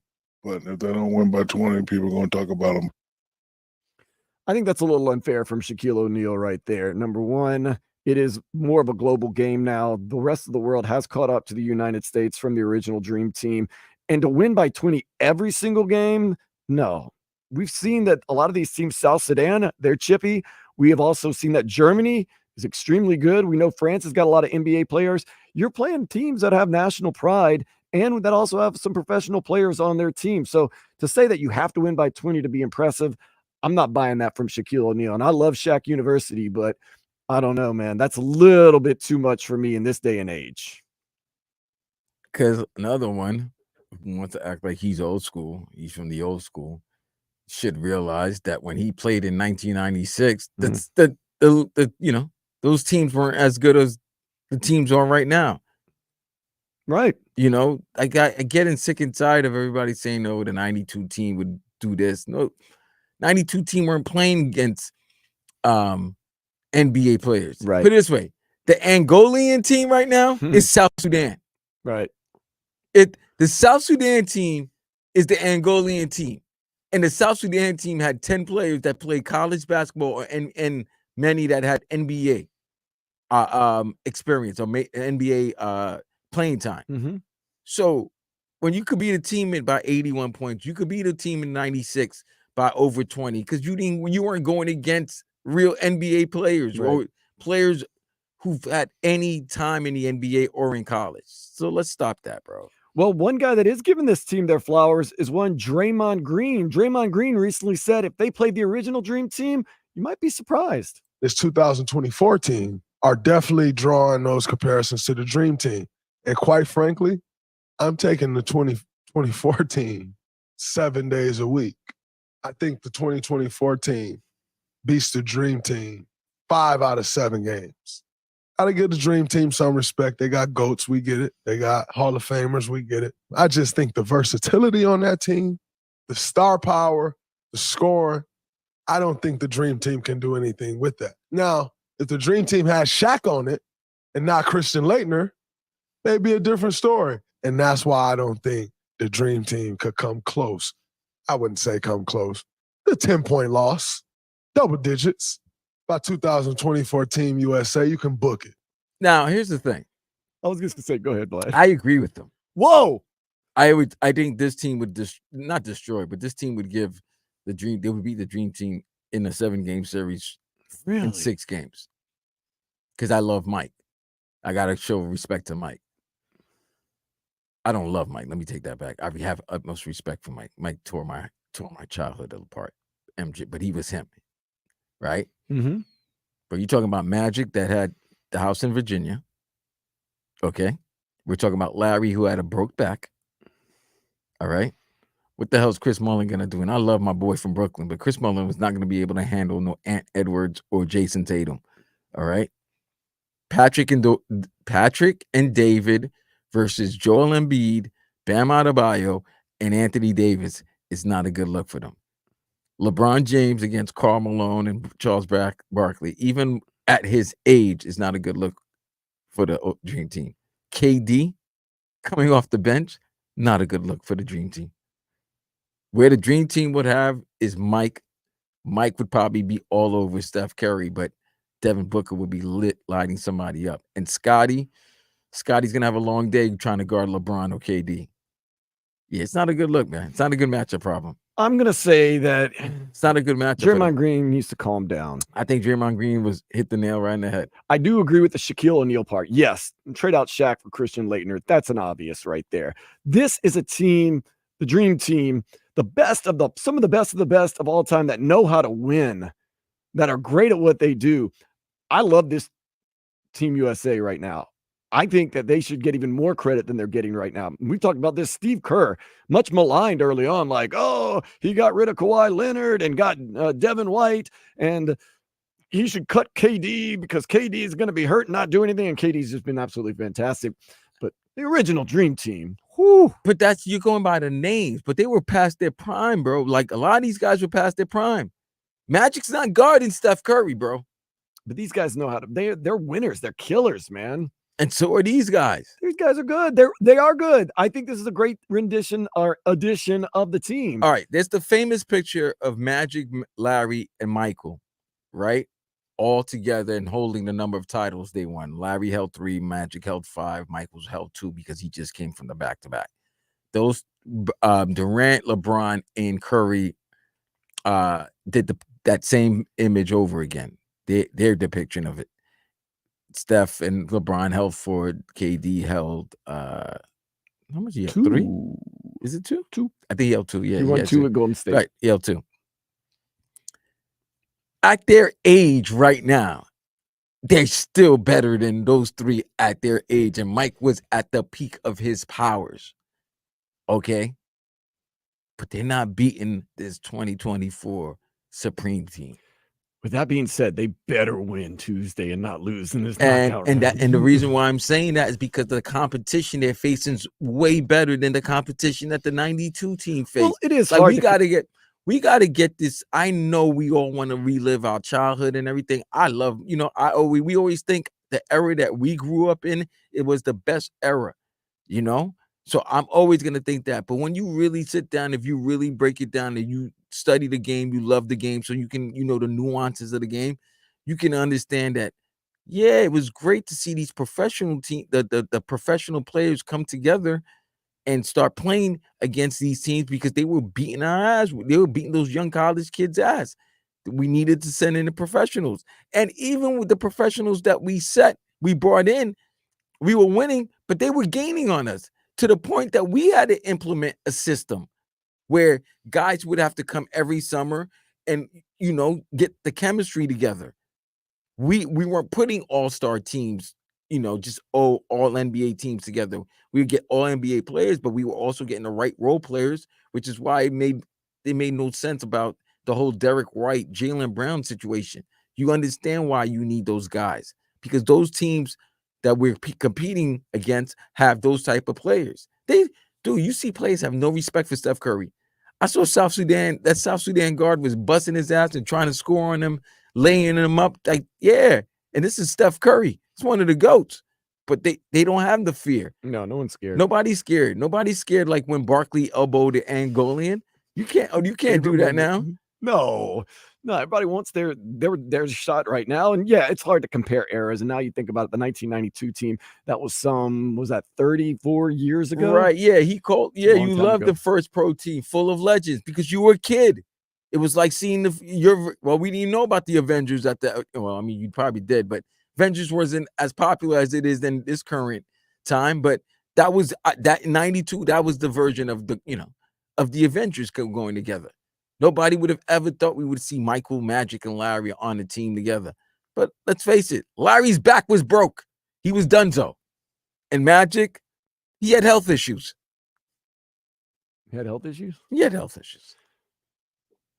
Either way, the dream team, what an era. This team hopefully will write their own history, and it can be a very exciting time. They will resume play Tuesday, 3:30 in the afternoon against upstart Brazil, who's had a surprisingly good tournament. Yeah, young bloods, you want to watch Jordan, Magic, and Bird? Well, old bloods, watch Ant Edwards and Kevin Durant, and Devin Booker, and LeBron James. Like, yeah, bro, this team is good, man. Oh yeah, this team is good. It's good. We love them. Ooh, the Marlins are in action. We'll see how they're doing, and a whole lot more next here on 560 WQAM.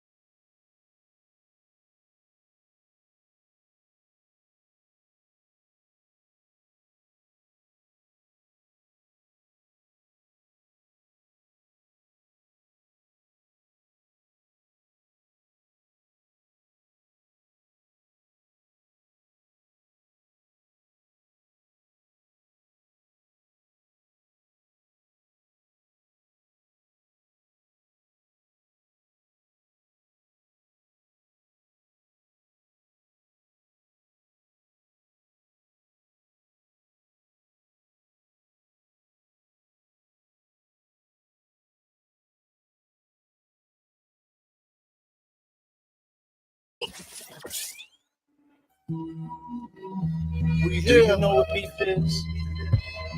We got action. First things first, real quick, the Marlins, 0-0. They're in the bottom of the second. They have gotten one hit so far from Otto Lopez. Edward Cabrera, he pitched 1 2/3, giving up one hit, striking out 3 against the Atlanta Braves. We're going to keep you posted on that.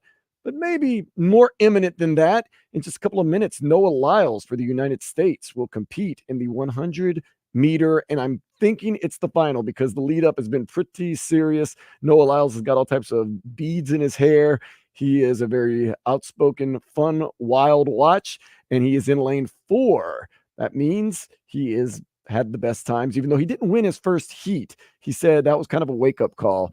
Better watch out for number 6. Number the guy 6. number lane 6 from Jamaica. From the yardland. Yeah, man. Bad man of them. Noah Lyles, the only United States guy that's in this final. I don't know if it's a final because you would think, okay, no, it's a semifinal, so we're not even worried about it anymore. Never mind. Unless Noah Lyles loses, then we start worrying, which he is going to lose right here. Or is it going to close? He's going to finish in second behind the guy from Jamaica. Okay. Yeah. I found it odd that only one American made it to the final, and I saw that. I was like, wait, that might not be a final. So it's this is semifinal. So that means he has made it. We're going to be able to comment on the final. Because if it was like yesterday, it's going to be about 1 hour. Yeah, it'll be 1 hour after the semifinal heat. I think it's 2 semifinal heats. I really hope that Noah Lyles is holding something back because he has not looked great in his semifinal. I don't like the way these U.S. track athletes, both on the men and women's side, I don't like the way they start right out the gate, like right from the minute the gun is shot. They just don't come out the blocks fast to me. But they have unbelievable catch-up speed. But when a guy already comes off the block, or gentleman or lady comes off the block, good, and keep it up, you're not going to be able to catch them. And that's what's happened with the lady that won the 100-meter gold from that island, St. Lucia. And you got to watch out for Mr. Seville in Jamaica. Noah Lyles is putting a look on.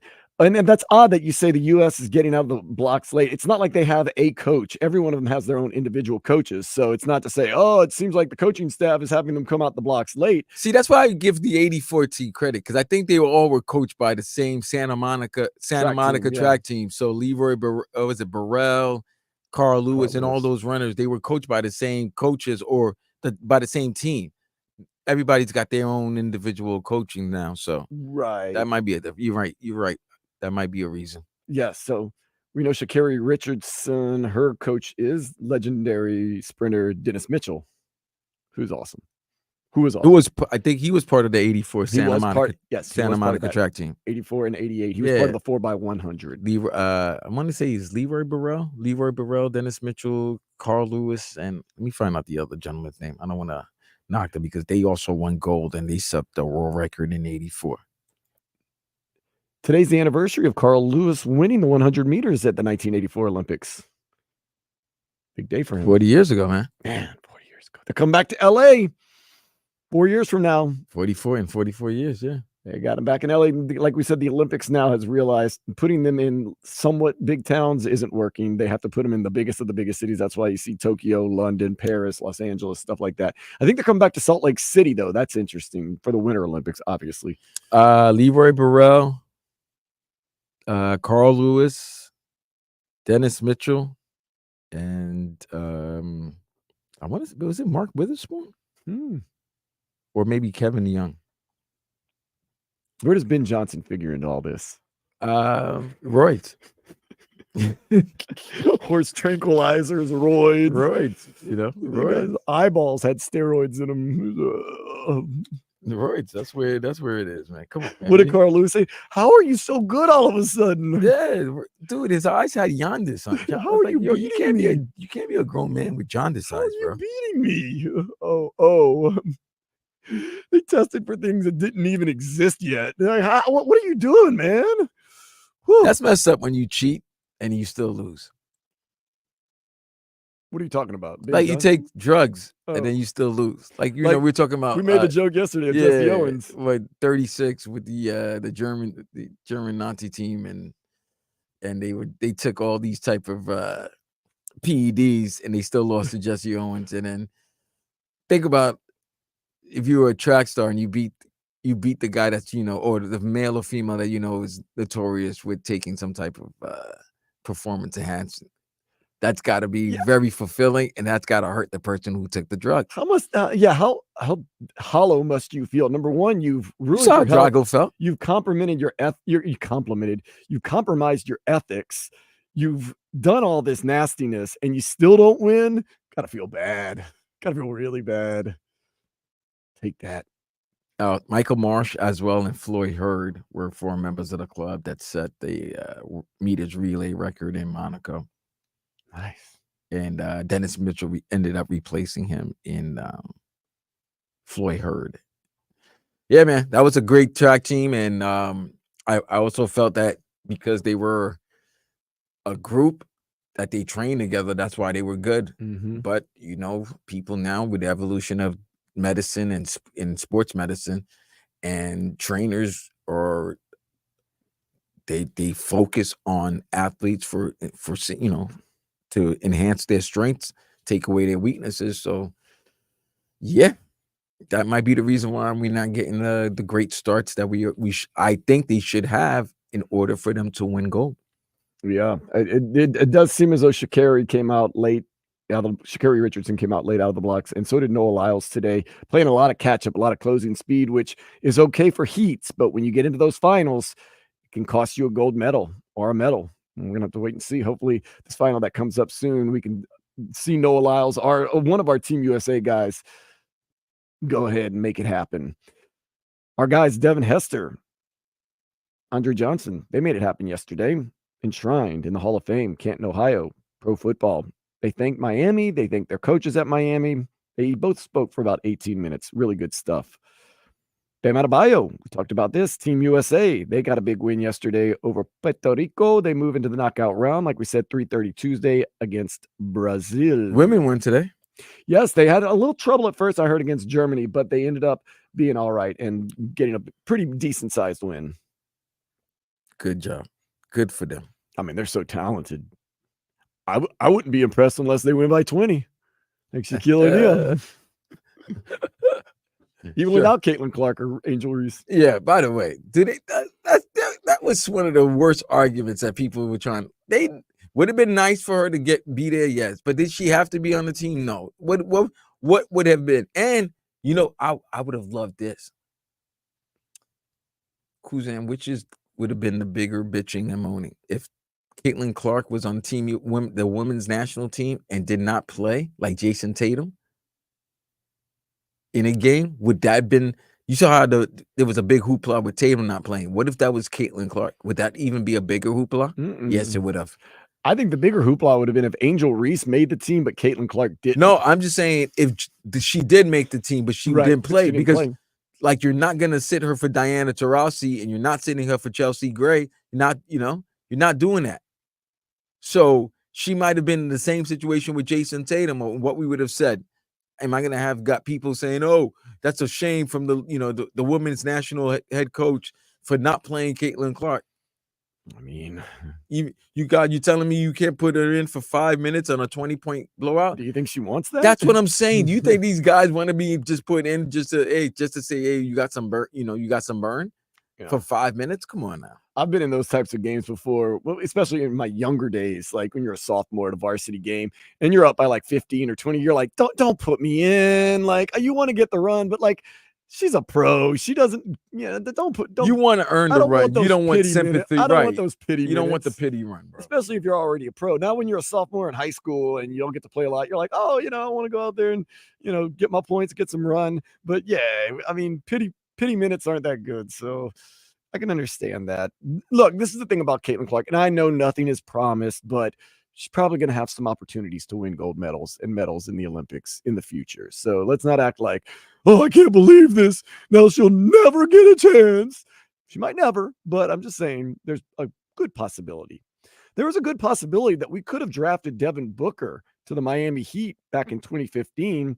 He was available with the 10th pick. We went with Justice Winslow. Wait, 2015? Yeah. Wait, Booker's been in the league for 10 years? Yes, sir.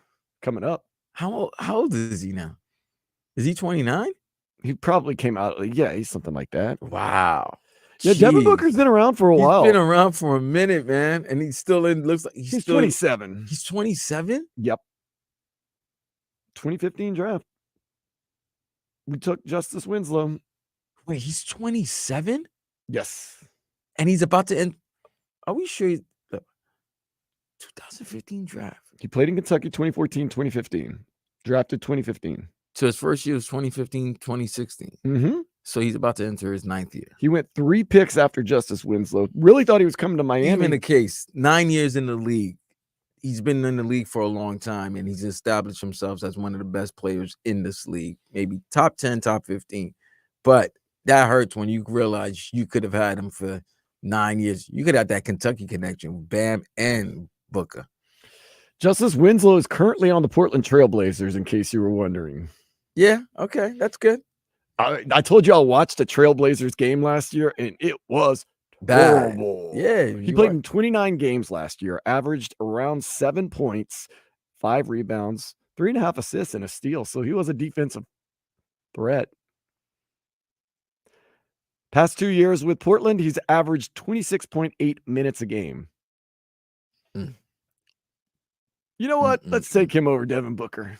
I know hindsight's 2020. Hey, man, a lot of things are 2020. Devin Booker said he had his best workout with the Heat.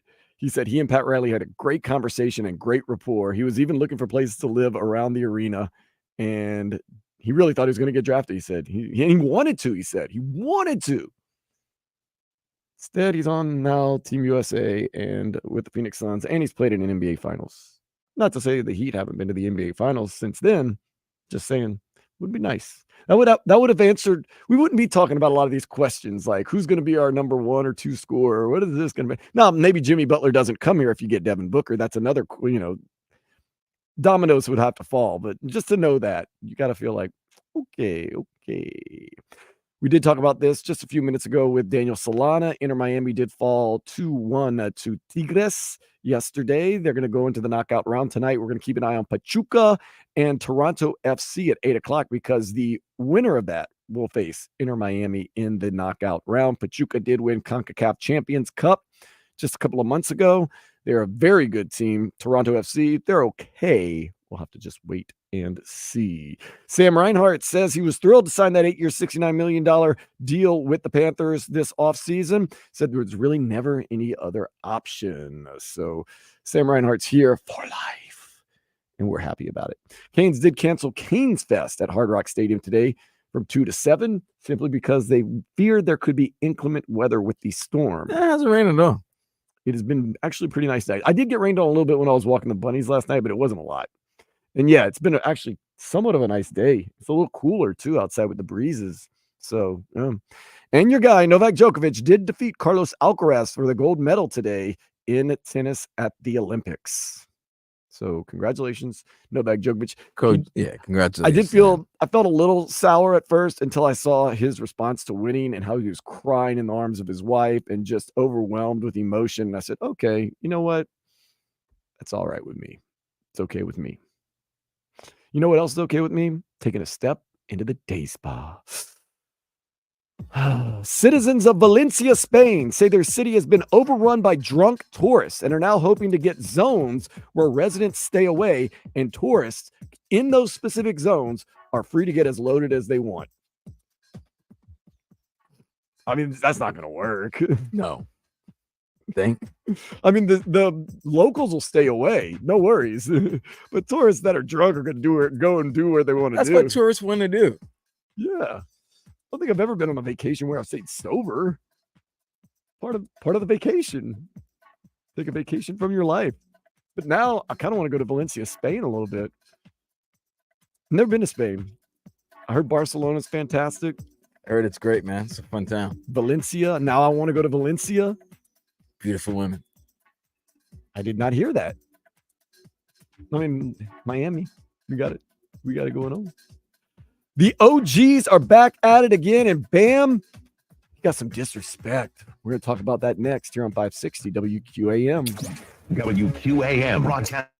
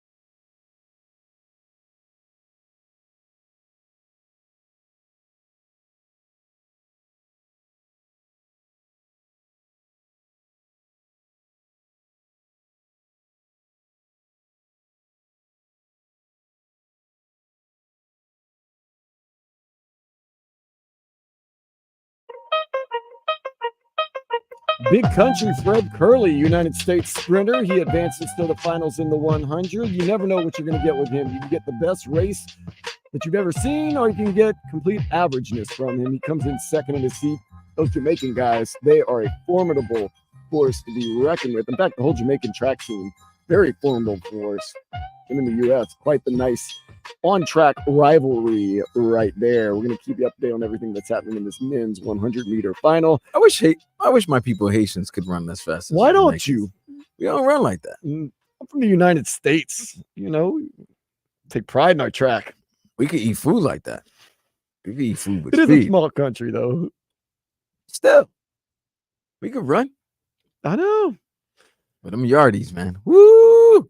And dude, you watch them train, they don't have the greatest facilities and they keep it at home. You know, a lot of like tennis players all across the world, they move to South Florida and they train here, but they claim they're from Switzerland, but they're not really because they live here in the United States.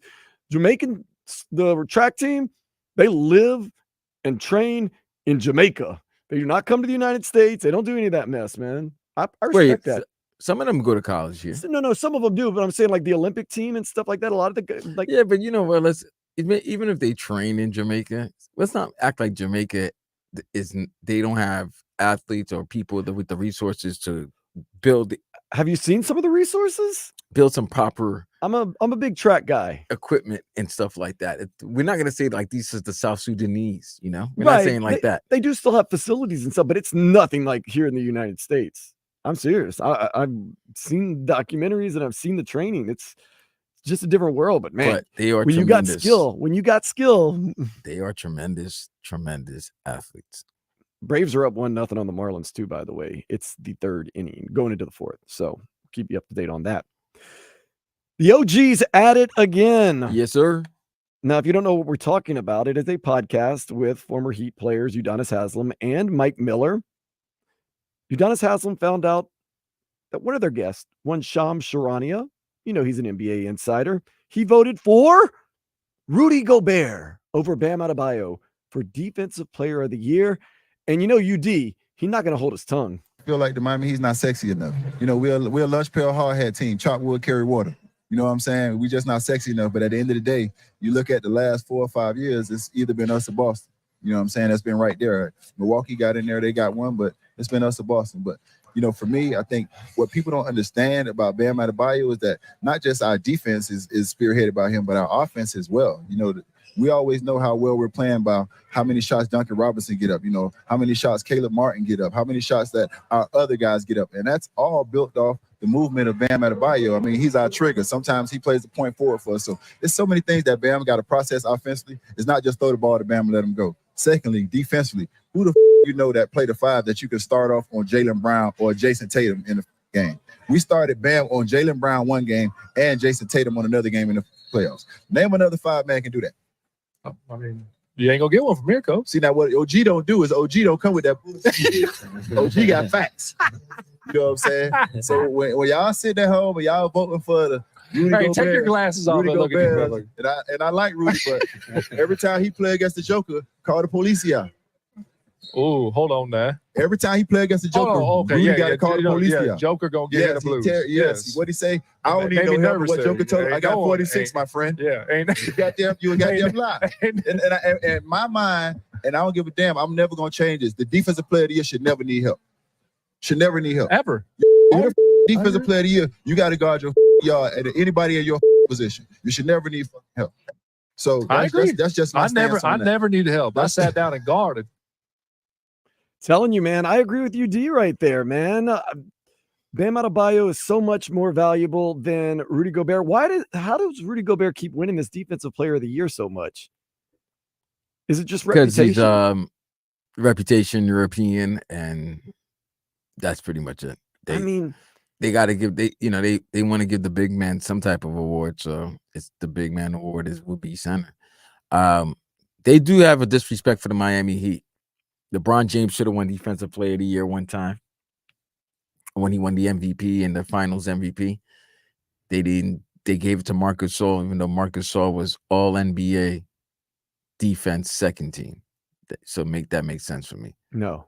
Yeah, he was All NBA defensive second team, yet he won defensive player of the year. Bam's been robbed maybe 2 years, bro. Him and Anthony Davis have a case to make that they are the best 2 defensive players in the league because they can guard 1 to 5. And Bam may be more so because even though Anthony may be 2 inches taller than him, Bam being 6'8", 6'9" actually works to his advantage against the small, quicker guards where he can get low and defend against them.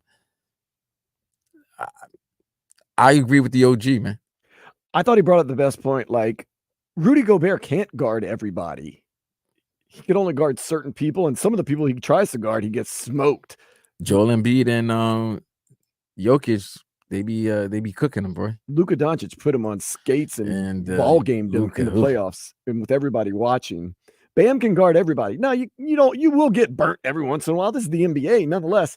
Bam can cover everybody. Bam does a great job on everybody, and he doesn't get cooked as much as Rudy Gobert. I don't get why Rudy Gobert is always up there. This is the only problem now with Bam possibly. And Bam has a lot of reasons to be very upset about not winning Defensive Player of the Year because it cost him money. Remember, there was a contract, and if he still wins, and that's nasty. That's another thing, bro. That's nasty work to put in a contract. You bust your ass.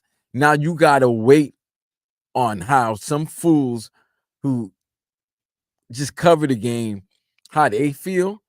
Because what they usually go by now is the numbers, the stats, WAR or, that type of stuff. And sometimes these awards are, you could tell by the eye test, like, no, that person's defensive player of the year, or that person, but they go by the numbers. So you're doing everything that you're supposed to. You're putting up the numbers, but now you have to wait on a bonus or an award, an accomplishment.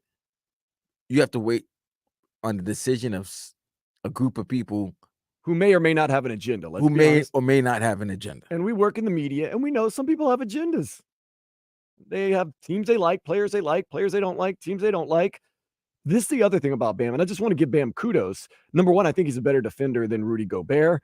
I think he is a top defender in the league. I think he's been voted that as a top defender, maybe not the top defender, but he also does it on the other end. Like Udonis Haslem says, he is the engine and the heart of the offense. They run it through him. They run the motion through him. He plays the inside, the outside game, not so much outside as the three-pointers, although he's starting to shoot more threes. He's doing it on both ends. Now, I know Rudy Gobert is definitely not the heart and soul of the Minnesota Timberwolves offense. In fact, when I say an afterthought, it's rebounds, and if he's open near the goal on a dish out or a pass. Like, they don't really run plays for Rudy Gobert. So he doesn't have all that weighing on him. And still, I think Bam is a better defender. Here's the problem. I think Victor Wembanyama is going to be Defensive Player of the Year next year, and probably Defensive Player of the Year for a couple of years. Maybe not in a row, but here and there, because he really does some fantastic things on defense. He has the go-go gadget arms. He's got the length. He's got the speed. He's already voted. I think he came in second this year. Yeah, it was Rudy Gobert, Victor Wembanyama, then I think Bam Adebayo in voting. That's the only problem for Bam. Maybe you get this new narrative that Gobert isn't as good as everybody wants him to be. He's been cooked. He got cooked by Luka and Nico and the Joker and some other people. But now you got Victor Wembanyama, who, if he doesn't get hurt, probably isn't going anywhere. But nonetheless, that's got to be tough for Bam that, okay, you have your recency biases or you have your biases, but if I'm a better defender, I need these votes because it impacts my life monetarily. How is Miami not more sexier than Minneapolis? Yeah. Well, you got Anthony Edwards and stuff like that. That's what I'm saying. Like you said, they're a lunch pail type team. Yeah, like they don't. Yeah, but they've been a lunch. Okay, whether they're a lunch pail type team, Miami, the connotation with Miami is spice. It's sexy. You know what I'm saying? Right. You don't get that with Minneapolis. It's what they're trying to say is as if the trade. It's like they're trying to justify the trade with the Jazz. That the trade of Rudy Gobert to Minnesota has caused Minnesota to be a top defensive team. Fine, that's cool. That's fine. But to me, Defensive Player of the Year should be an individual award. Right. And if you shutting down, if you could do if you do the math and do all the numbers and see when that person's on the court, the impact that they have defensively, you see that it's Bam. Yeah. You're guarding 1 to 5, bro. 1 to 5. You're not guarding 2 people. You know, Rudy's only guarding the power forward and mostly the center. Bam's guarding everyone. Right. Then it's just more versatile and he does a better job at it. And that's the thing. Oh, well, the best defensive player on the best defensive team should get the award. No, that doesn't mean that you individually are a good defender. It just means you're on a good defense. In fact, if you're on a good defense and you're the best defender, you're probably getting some help from some other guys too. I'm not saying the Heat don't have good defense. They definitely do have a good defense. Bam Adebayo does it all on all levels. And it's just unfair. And I can't wrap my head around how Rudy Gobert continues to win this award when he doesn't overly impress me as a great defender. And now I do watch him on the defensive end because I want to know why he's so great. And it hasn't impressed me very much. By the way, the score is 0-0, the Marlins Braves game. Oh, really? They reviewed the call, it came back. And Jorge Soler was called out. Oh, that's what I'm talking about. So we have a 0-0. So you're saying there's still hope to this We have a 0-0 game, and the Marlins have a man on second and third. Marlins are only 29 games behind 500, back behind 500. Yeah, okay. Oh, the Marlins scored, by the way. So now single by Pache. Put in your credentials for the playoffs. That's okay. Not yet. Up next, we're going to do some something or nothing here on 560 WQAM.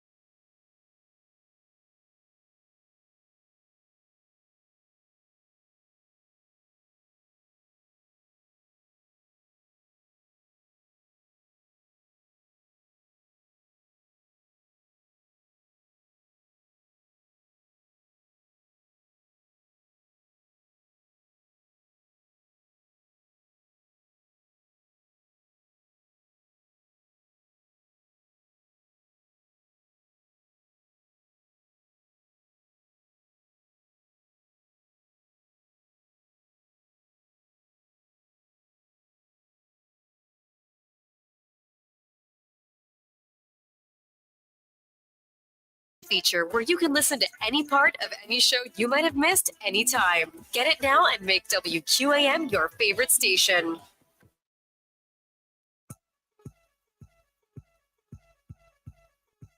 Let's do some something or nothing. I'm going to read off some headlines, and Vlad, you are going to decide whether it is something or nothing, whether it be in the sports world in general, or just anything that's going on. I see Paul Skeens is pitching right now. Yeah, he's pitching a jump. Yeah, that's all he does, man. 4-0. All he does, fourth. literally and figuratively, all he does is dimes. All he does is dimes. Yeah, his dime is in Paris. Ooh, what you doing there?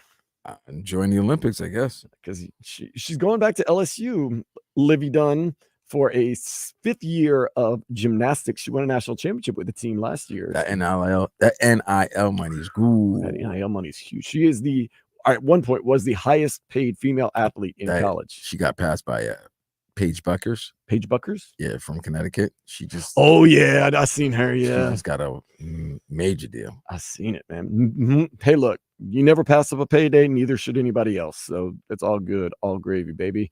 Let's get to this something or nothing. Did you see the other day Aaron Boone benches Gleyber Torres for not hustling? Torres did eventually apologize for not hustling. Something or nothing. Yeah, this guy's it's something that's been a pain in the Yankee fans' ass. Like, this guy, he's got all the talent, but he just looks like he doesn't put in the effort. And that's why with Jazz coming in, you just notice that he's probably paying a little bit better. But I don't know what it is with some of the time with these guys. It's as if once they make it, they just everything's laissez-faire for them. They just casually go about their business, and you can't be casually going about your business in a pennant chase. He really did hurt your team because he thought he hit a home run. So he started, trotting and holding his arms out. It ended up being a off the wall single, not double. Then to try to make up for it, he tried to steal second. He tried to score from first on a double, and he got thrown out at the plate. Wow. And then Aaron Boone said, just, you know what? We don't need you. Yeah, right well, now. you've just compounded your mistake by making another one. Right. Now, if you had run a little bit, well, if you'd have run and been on second, and then the next bat, right, you'd have scored easily. Yeah, man. But Aaron Boone's quick to pull you out of a game if you're not hustling. And you know what? Yo, jobs are on the line. Nothing wrong with that. Look, jobs are on the line. His job is on the line. You're paid good money to play hard. And I know you can't go 100% all the time. Yeah, but yeah.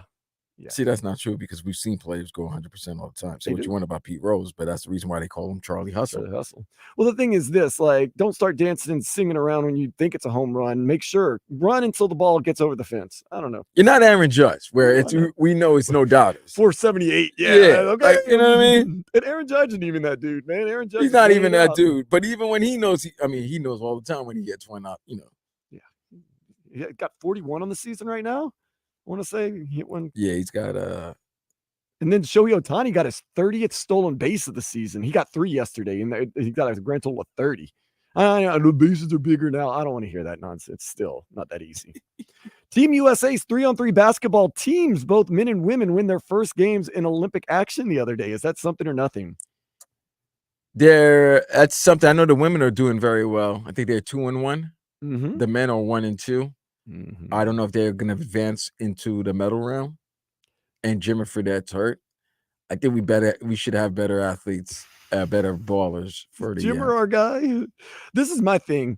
Now, I've watched 3-on-3 basketball, granted, from the Olympics with the sound off at a bar. So, but it does not look like it's the most entertaining thing in the world. I'm not going to lie to you. It doesn't look awesome. I could be wrong. Once again, circumstances. Ugh. Chelsea got it handed to him yesterday by Man City. Holland had a hat trick. Final score was 4-2. Is that something or nothing? Nothing. It's an exhibition. Right. It's a damn exhibition. It's a friendly. Yeah, it's nothing, man.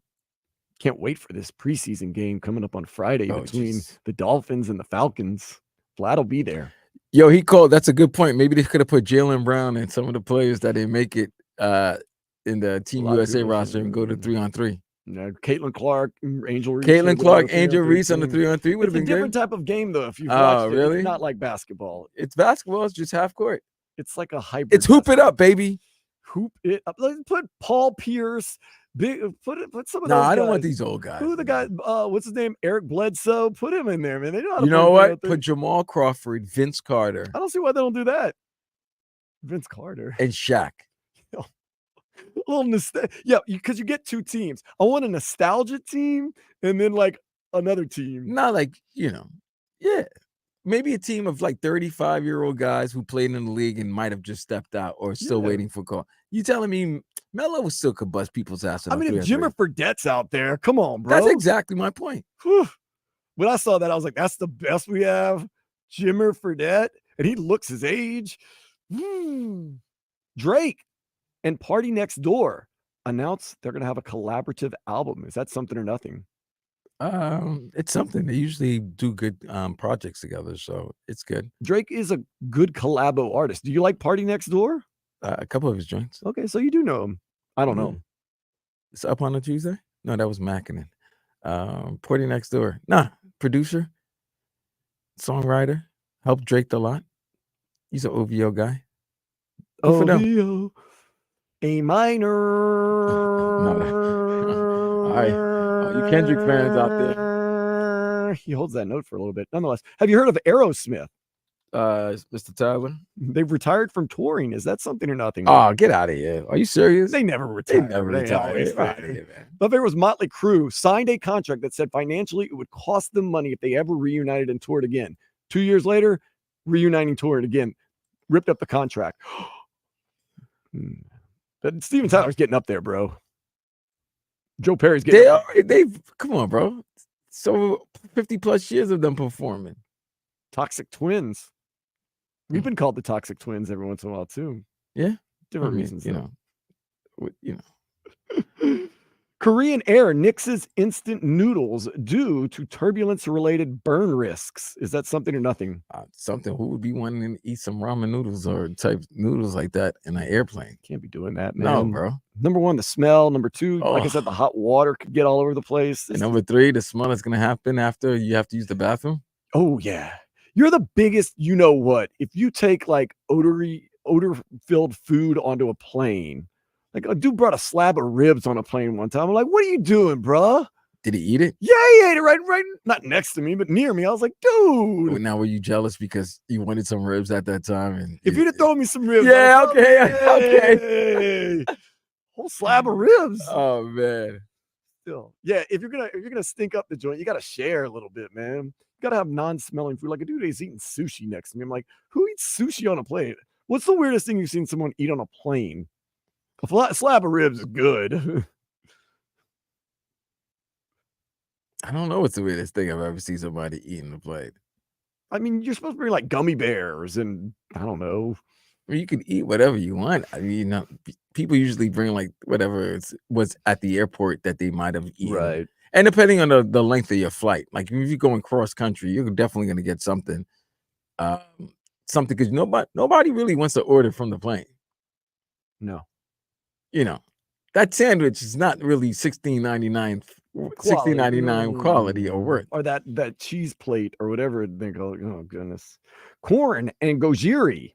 Now you might remember gojiri from the opening ceremonies of these Olympics. I know Tajiri, former WWE champion. Well, not heavyweight champion, but like, you know, two different things. United States champion, stuff like that. Corn and gojiri are going to be performing in West Palm Beach, I think Amphitheater, September 14th. Is that something or nothing? That's something. Listen, the Amphitheater has been having a lot of great performances for people to come check out their favorite bands and favorite artists. So love that free parking. Tuesday's Limp Bizkit. Yes, the free parking is huge. It really is, dude. That's huge. You want me to buy a beer? $14 beer. That's because you know the beer and water is like $15 to $16. But if I pay $20, $25 for parking, I'm not getting a beer. But if I don't, yeah, there you go. $14 beer. Let's go. It's good. New trend: Gen Zers choose to wear tennis shoes out to clubs and bars rather than high heels or dress shoes. Is that something or nothing? That's not Gen Zers. That's everybody. We were doing that back in the days ourselves. Nobody wants to wear, nobody wants to wear shoes. I'll tell you the truth, Vlad, and you tell me if you are the same.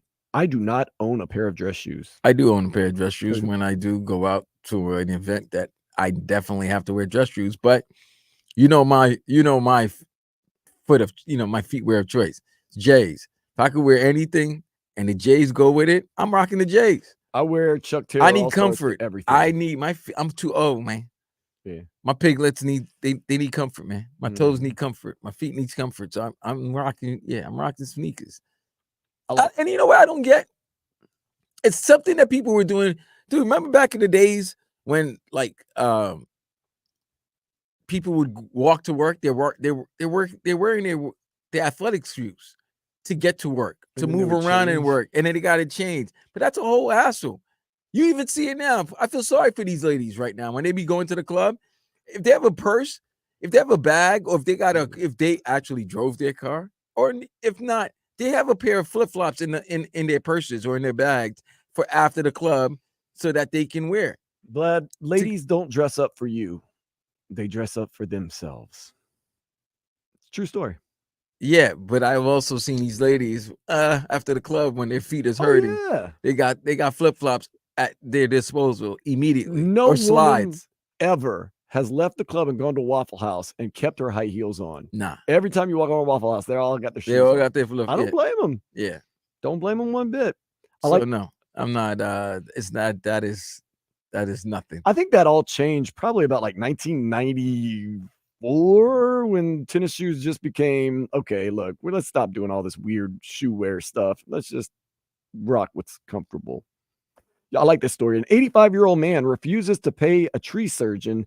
So instead, he goes and cuts the tree down himself in Great Britain. Something or nothing. Well, if you got the skill, saves you money. Hell yeah, man. Those tree surgeons aren't cheap. They are not cheap, Vlad. Have you ever had a tree cut down? Yeah. A real tree? Yeah. Not a, I'll tell you, I've cut down those little trees and I almost died. No, dude. When hurricanes was hurricaning back in the days, there was a tree in my grandmother's house and my aunt and grandmother's house that it was a big ass tree. And that tree was so needed during this time of the year because it would basically shade the house and the outside so that it wouldn't be like, death defying hot. But when there was a hurricane that shook that had the tree tilted, so we had to take it down. And trust me, that was not something that we wanted to do or they wanted to do, but they had to. Yeah, bro. It was a pain in the ass. It's expensive, very expensive. Makes me wonder, maybe in another life, what I should do for a living. Nonetheless, last but not least, dangerous to wear blue and green bikinis because it blends in with the water too well. Is that something or nothing? I mean, that's something to let people know. Yeah. So what does that mean? That animals might attack because no, it's just people don't see under the water or just whatever's going on, horseplay. Oh, so if I'm swimming, you don't swim though. I don't swim. So if I'm swimming and all of a sudden hey, I'm sorry, I pull a Donald Trump. Maybe someone's swimming, their head goes right. Yeah, I pull a Trump. Okay, I get it. So Vlad, do you ever get in the pool? I'll get in the pool. You get like waist deep or maybe a little lower. I could float. When you go to the beach, do you just stay in the sand? I would not risk it. I am not going fully in the ocean because you could catch an eddy or something like that, and it might just. Yeah, you might want to. I mean, you can walk along the sand. I know the nastiness that's going inside. I'll go in the water, but that's it. I'm not going further. I would be scared at the beach, Vlad, because you could, like I said, you could catch an eddy or a jetty, or you could catch. What the hell's an eddy or a jetty? It's like an undercurrent, and it could sweep you. And it's called. And then I'm gonna have to jump in and save you, and then you're gonna start getting mad at me. Like, pause, hold up, pause. I'm glad you saved my life. Pause, and I'll be like, dude, you're about to die. Oh my God. Is that not true? Well, maybe. Yeah. Look, you're on your own when I pull you back onto the sand, man. I hear you. Don't get deep into the water, Vlad. I'm not trying to. How deep do you get at the ocean? Just like mid-calf? I don't know. How long has it been since you've been to the ocean? Or the beach. I'm sorry. As far as going go to the beach. Not like you happen to be eating in your clothes. Yeah, that doesn't count. No. I mean, like you put on a bathing suit, you've got the whole towel, and I can't remember. It's been a minute. It's not like it's got to be a year. It's not nothing crazy. Bad. That's not bad. I know some people live. I was like, when's the last time you went to the beach? Like, it's been like 3 or 4 or 5 years. Well, you live by the beach. I don't have time. I ain't got the time, man. Netflix and everything. I don't know. Oh goodness. No, it's right. Black folks don't go in the ocean, bro. That's not our thing. We've seen Jaws. Next time I go to the beach, hopefully this week, I'll make note of that and see what happens. There you go. Oh, someone's a tree surgeon? I thought I saw a comment. Yeah. Cough. Oh, I know what that means. I know. Final hour of the show coming up next here on Sports Day 560 WQAM. Summer's underway.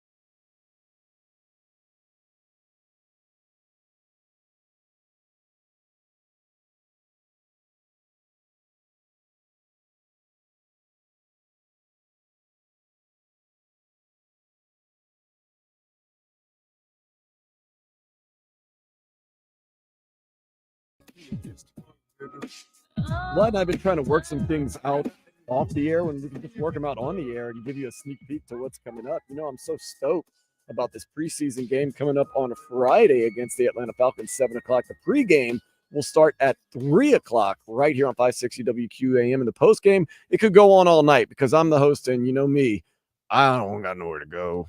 Yeah, but you do understand that your post game starts with 8 minutes left in the fourth quarter. Right. But I mean, I'm not cutting myself So depending short. on how long that fourth quarter could be, you could be on pretty much for like an hour up leading up to when the actual game post game should begin. I keep 4 days of material on me at all times. I'm good. All right, that's good. And I was going to say this. So here's a little sneak peek. If you are going to be listening to the pregame, that's going to be Solana and Tobin and friends. I don't know who the friends are going to be. It's going to be a 4-hour pregame. I'm going to be on towards the end of the game and going on and on and on and on. Vlad will be Nikes on the ground for all the games this year that are home. I wish away games. That'd be awesome. Home game. I'd want that job too if it was away games, no. man. Seattle? Well, here's the thing. I was going to say a Spanish word that's dirty, but no. I'm hoping to do the Rams game. That would be a great game Because too. that's the weekend. That's a Monday night game. And I was going to Arizona to go see the Jets and Cardinals play and go see my cousin and do ayahuasca. So it was going to be a great weekend. Ayahuasca's overrated. Yeah, I love it. Really? You get messed up, or do you just kind of get? I don't get messed up. Yeah, right. Nobody gets messed up. No. People get messed up. I just let you know, my demons and I sometimes sometimes we become the bloodline.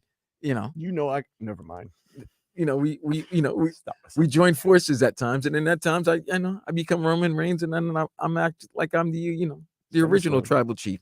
Nonetheless, my weekend was supposed to be in November, going to Arizona and have a good time partying the West Coast, but then find out that I'm taking over the reporting duties for all the home games this year.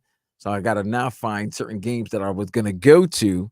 I might have to cancel it and find which games the Dolphins are playing on the road in order for me to go see my team play. And it just happened that the November 8th and 9th game, or around that weekend, the weekend of November 8th to the 10th, the Dolphins are going to play the Rams on a Monday night game. So if I could go see Jets play Arizona and then shoot up to LA, my third home away from home, I may be there. Get a credential, and then I could be night, Jays on the ground at SoFi. Oh, we're going late that night. It's going to be day at night, day after dark. It's going to be every game you want to listen, man. If the phone is charged, we can lead it up. Well, Joe Rose won't be back. I'll go all the way to Joe Rose. Joe Rose won't be back. Joe Rose won't be back, but we can lead up to Hollywood and Friends. Let's do it. I'm serious, man. I'll do it. Yeah. And if you love this show, tune in for the next couple of weeks, because once football season begins, college and NFL, we probably won't be on as much as we were. Right. But you are going to get us post game. You're going to get me here in the studio post game, and for the home games, Vlad will be out there and basically giving you a little insight of what we're going to do. Vlad's going to be in the locker room. He's going to be there for the games, of course, but he's going to be in the locker room, and he's going to be getting interviews from different players. And basically, I'm going to say, Vlad, send me everything and just put a note whether they cuss or not, because if you say they don't cuss, I'm going to clean up the front and the back, and I'm going to play it. You know me. I love when they curse. I always tell you when they curse. I'm like, right. Let me know, so I'll bleep it out. I'll let you know the question, and I'll let you know. Of course, we're going to be safe harbor hours sometimes, so let's just keep. That Monday night game, we could let it play. That's safe harbor, that's baby. Safe harbor. But you don't have to tell me what. You already know how I am with safe harbor. That's 10 p.m. to 4 a.m. So much trouble for safe harbor. God, how can I be in trouble if I'm under the safe harbor? It's not Pearl Harbor. Appreciate it. They don't appreciate it like you and I do. It's not Pearl Harbor. There you go. But so what we're going to do is Vlad's going to be sending us some in-depth interviews straight out after the game from the locker room. He's going to send it my way. We're going to play it. And then we're going to have Vlad on for a segment of 10, 15 minutes or so, because there's so much that goes on at the game and after the games and in the locker rooms that maybe you don't get from the interviews. Like you'll hear Tua talking to his lineman saying, man, I can't believe the ref did this. It's not officially an interview. You don't capture it, but Vlad might be back and say like, man, Tua was really frustrated with this, and this. And he was talking about his offensive lineman. So it's a little bit of insight. I'm all about I'm all about reading the room. Like the stuff that nobody, the mundane stuff, the stuff that you don't see but you can experience, because here's the thing. It's those moments where you can see the beginning of some tension. And then if that tension is not quieted at that time and starts to linger and lead into other than following week, maybe another loss, frustration start growing and growing. And then 3 weeks or 4 weeks down the line, you hear there was an altercation or a shouting match and something like that. Well, you can always go back. Well, hey, Vlad or Dan was there and said and mentioned that a couple of weeks ago after this loss or after this win, this close win, there seemed to be some frustrations among this group of players and like that. And then if it still lingers and it's going to get out sooner or later, but it can't be, sometimes they try to, sometimes they want the media relations want to, squash it. So it was like, this was just a one-time incident, nothing to read into. And then it's like, well, wait a minute. No. Right. We told you that there was some frustrations after this game. Like maybe even you're reporting 2 players that usually should be talking. You're like, they don't talk. You're just reporting what's happening. And then maybe like you said, 3 weeks later, you find out that these 2 players really can't stand each other. Well, you heard 3 weeks ago, Vlad say they're not talking in the locker room after the game. They're not even looking at each other. It was obviously a boiling over point. So it is really cool to have you out there. And like I said, it's not just going to be hearing the interviews because the interviews are great. It's also you reading the room and you getting to feel and maybe hearing something that someone says or maybe what the team is saying. I remember last year when they beat the Dallas Cowboys, no one had the sense of relief on the team. It was all, we got to move forward. They didn't move much forward after that. But I had the sense that this team is not sitting there saying, oh, finally. They seemed very focused at the time. And that's things that Vlad and I will try to give you, not just interviews and Mike McDaniel. And we're going to give you more of the skinny. Yeah, I'm so happy I'm doing the plays because I would be so frustrated if I had to sit there for Mike McDaniel. Oh, yeah. Yeah, we don't need that. No. I ask him a question and he's like giving me the run. Come on, man. And for me personally, I love reacting, not doing predicting. Pregame, that's fun. I know Solana, Tobin, great job. They'll bring it to you the way it's supposed to be. I'm the type of guy, I like doing the reaction. I like being honest with you. It's called Game Day Uncensored. And let me tell you, when I say uncensored, no, I'm not going to be cussing and screaming, although in safe harbor hours, you never know with us. But I'm going to tell you the way I feel. Like I did last year, I did the post game for the Kansas City Chiefs playoffs game. And I went on there and I was real about it. I didn't say, well, this team, and try to give you this rosy picture of everything. No, I'm going to be real. Yeah, y'all got to know the real. Our boss I'm said, not spilling tea. I don't spill Arizona or Lipton. But our boss said it's called Game Day Uncensored, be uncensored. And I know Lynn means it, but at the same time, he kind of wants a lighter version of it. That's not the way it's going to be, because if I do a lighter version, it's not real. And if I'm not real, you don't want me and I don't want you if I'm not real. If you ever hear Mike McDaniel at a press conference says, we're not going to let the situation, people from outside try to splinter us. And that's because of some information I was letting you guys know. It was the reals from me, baby. We're going to, we really are. And like everybody says, we're going to keep it real. We really are going to keep it real. And that means good and bad. If we like 100, man. If we like some, we're going to keep it a buck. That's basically what the show is about. The way you see things, Vlad, the way you feel things, the way I feel things, the way I'm hearing things, I'm going to be real with you. If I don't think, let's just say Tyreek Hill isn't earning his money, I'm going to say, look at these numbers and look what he's getting paid. What do you think? Because I right now, I'm saying, of course, I'm saying this theoretical, but we might pull some people in. But Vlad and I know what we're doing here, and we have an idea. And like I said, Vlad's going to be right there. I'm going to be here. We're going to take your calls, take your texts. Just ride with us like you do on the weekends, Saturdays and Sundays, except it's going to be a different type of show because it's straight up about Dolphins football. It's reacting to the game, preparing for the next week, and giving you a little more updates on everything that's happening in the NFL. So I'm really looking forward to it. Maybe that's the reason I'm so excited about this Atlanta Falcons game coming up on Friday. Listen, I'm excited for this. I get to see Penix. You do. Right? You might even get to see Sean Harlow, the newest addition to the Dolphins. Dolphins. That's it. It's Tony Penix. It's not like I'm going to see Bijan Robinson play. We damn sure we're not going to see any of the players from the Miami Dolphins play. Okay, I do want to see Muhammad Kamara and Chop Robinson. Absolutely. But they're not going to play a full game. They'll probably play a series or two. I want to see if Cam Smith is playing well for the Dolphins. And then, of course, maybe see live and in living color this new kickoff rule. But other than that, you will see the new kickoff rule, no doubt. That is a given. Other than that, man. Oh, excited. I'm excited. And the coach of the Falcons did say that as for now, Oh yeah, I got to show love to my brother Raheem Morris. Kirk Cousins is the starting quarterback. That's what he said. Nonetheless, let's talk about some guys that their playing days are over, but still remembered as greats. Devin Hester, Andre Johnson, they were enshrined. Canton, Ohio, Pro Football Hall of Fame yesterday. Giving shouts out. This is when you know you're getting old, because I knew everybody that was being enshrined in the Hall of Fame, except for the Bronco linebacker, but I heard of his name. But everybody that was enshrined, I saw them play. Ah, yes. Not only I saw them play in college and in the NFL. Ooh, yeah, that's when it starts. Oh, I'm getting old, baby. That's when it starts. Yeah, the grades. I'm looking like Grady from Sanford and Son right now. But yeah, I saw Devin Hester. I saw Andre Johnson.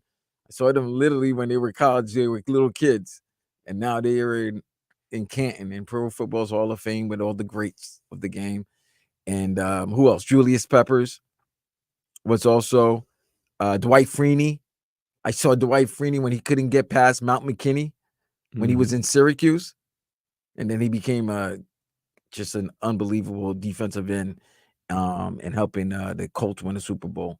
So yeah, man, it was a great Pro Football Hall of Fame induction, and it was great to see two former University of Miami Hurricane legends now be put on the gold jacket and get their bus. When Dwight Freeney walked up to get his gold jacket, did he do a spin move on the way there? He should have, because his spin move was, man, that guy had a spin move. I would have done it. His woman, he had the square button on the PlayStation, PS1, PS2, that type of spin move. It was just he's right by the offensive, like right by the left tackle. Left tackle was like, hey, where you go? Spin right by you. Yeah. The only guy that he couldn't spin by, at least in college, was Brian McKinney. Oh yeah. Then when they got to the league, he learned some professional moves, I guess. Yeah, he was able to get by McKinney, but during the college football, nobody was getting by. He wasn't able to get by him, but he had a great career. Congratulations to everyone enshrined. Speaking of big time, Miami Marlins are up big time, 6-0 on the Braves in the bottom of the fifth. I want to go through the Marlins lineup, Vlad, and just kind of familiarize you with it. Xavier Edwards, we know he's the new leadoff guy, shortstop. He's 1 for 3 today. That's good. Jake Berger, we know he's our power guy. He's got a base on balls. What do you know about Jonah Bride? Nothing. Jesus Sanchez, we know. We watched him walk off the Rockies earlier this year in person. Emmanuel Rivera. Otto Lopez. Nothing. I didn't even know this guy was on the team. Christian Pache. I'm not making this up. No, I don't know. He's the one that drove in the first run. David Hensley. Another good question. Ali Sanchez. And yet, what I've been telling you, they've been playing teams and they've been beat. They took 2 out of 3 from Milwaukee. Hensley Muellins. Lost 2 out of 3 to Tampa, but Tampa's also letting their players go. So it was a battle of minor league teams to me. Throwing it out there, man. And then they've played very well against the Braves in this weekend series. They've been okay. Josh Bell's up to bat right now for the Diamondbacks as they're playing Paul Skeens and the Pittsburgh Pirates. Josh Bell's been hitting some home runs, not just for the Marlins, but also for the Diamondbacks. He's continuing. Damn it, Stan. Jesus Christ, bro. The Yankees just leaving a lot of guys on base. Inter Miami, they're headed to the knockout round of Leagues Cup. They will face the winner of Pachuca and Toronto FC. They play tonight at 8 o'clock. Might take a little eye when I'm cooking some dinner tonight. I might watch that game from I have a Canadian interest, or I got interesting. I have Canadian channels. That's interesting. It's Canada versus Mexico. No US right there. Yeah, I'll be able to watch it live on TSN or Sportsnet. Sam Reinhardt says he's thrilled to sign, speaking of Canadians, an 8-year, $69 million deal with the Panthers, and that was never an option. He was always going to sign with Florida. He and his wife are just happy here, so good to hear. Dolphins held practice yesterday. Tyreek Hill, no go. Jordan Poyer missed his 3rd practice in a row. Salvan Ahmed missed practice, and Eric Izukama, for unknown reasons, sat out. Tua and Mike White, they both performed a 2-minute drill. Tua touchdown. Mike White turnover on downs. Does that mean anything? Nah, not so much. It's just practice. Canes canceled Canes Fest today due to the possibility of inclement weather. I keep checking to see if it's raining. It's not. Get the season going August 31st right here, 560 WQAM with a 3:30 kickoff pregame, postgame, the whole game right here, 560 WQAM. Cole Swider, he is signed with the Pacers. He appeared in 18 games last year for the Heat. A lot of people thought Cole Swider might be that next guy, that next Duncan Robinson, that next Max Strus, that next Omer Yurtseven. He's not going to be that guy, Vlad. Sorry. Noah Lyles. Noah Lyles going for gold at around 350. So right when we're signing off. So right when we're signing off, we're going to see the race. What I love about the 100 meters is it takes about 11 seconds to run. Leading up to it, you have to watch about 7 or 8 minutes of them stretching and warming up and waving to the crowd. It's like, wow, that's very disproportionate time right there. But just keep that in mind. And Novak Djokovic defeated Carlos Alcaraz for the gold medal today in tennis at the Olympics. 37 years old. This was his last Olympics. So congratulations to him. Yeah, and he reacted as such, crying. And I'm not it's a big achievement. He said it might be the biggest achievement of his career. No, I was actually kind of taken aback, and I found it very charming that he was so overwhelmed with emotion. I thought that was really great. He was real with it. Yeah, I thought it was great. With that being said, it's always great to take a step into the day spa. There's a group of online people who are admitting to eating dog treats. It goes further than that. They now have a rating system for which tastes the best. Yo, come on, man. You can't be eating dog treats, man. What are we doing here? Like, is it a support system and then a rating system? I know, like, there's a group of people who've actually doing it and they're rating it, like giving. What are we doing here? That's disgusting. It's disgusting. Why are you eating dog food? Oh my god. First of all, yeah, it's dog treats. You can eat human treats. Number two, you're really rating them on taste. You know what dogs eat sometimes, Vlad? They're not really worried about the taste that much. It's the humans, I guess, that are worried about the taste. So it's like, chocolate chip cookies or Rover's milk bone. I got a milk bone. Yeah. Why not? This is a good milk. This is that good brand of milk bone. Ugh. Lionel Messi. We heard from Daniel Solana earlier, might be back sooner than later. Yes, sir. That's very exciting. He said that his best friend, Luis Suarez, who's also in Inter Miami, said, you might be surprised. He'll be back sooner than later. Lionel Messi's playlist, though, was released the other day. What he listens to before the game, I want to find out what Messi listens to. I'm sure it's a bunch of gangster rap, and I'm sure it's a bunch of heavy metal. But also, I need Vlad's playlist to hear what you get fired up to. So keep that in mind, Vlad. We can't play well. I just need the names, or at least some of the names are not able to be say on the air. I'll give you mine then. That's next on 560 WQAM. Got what you.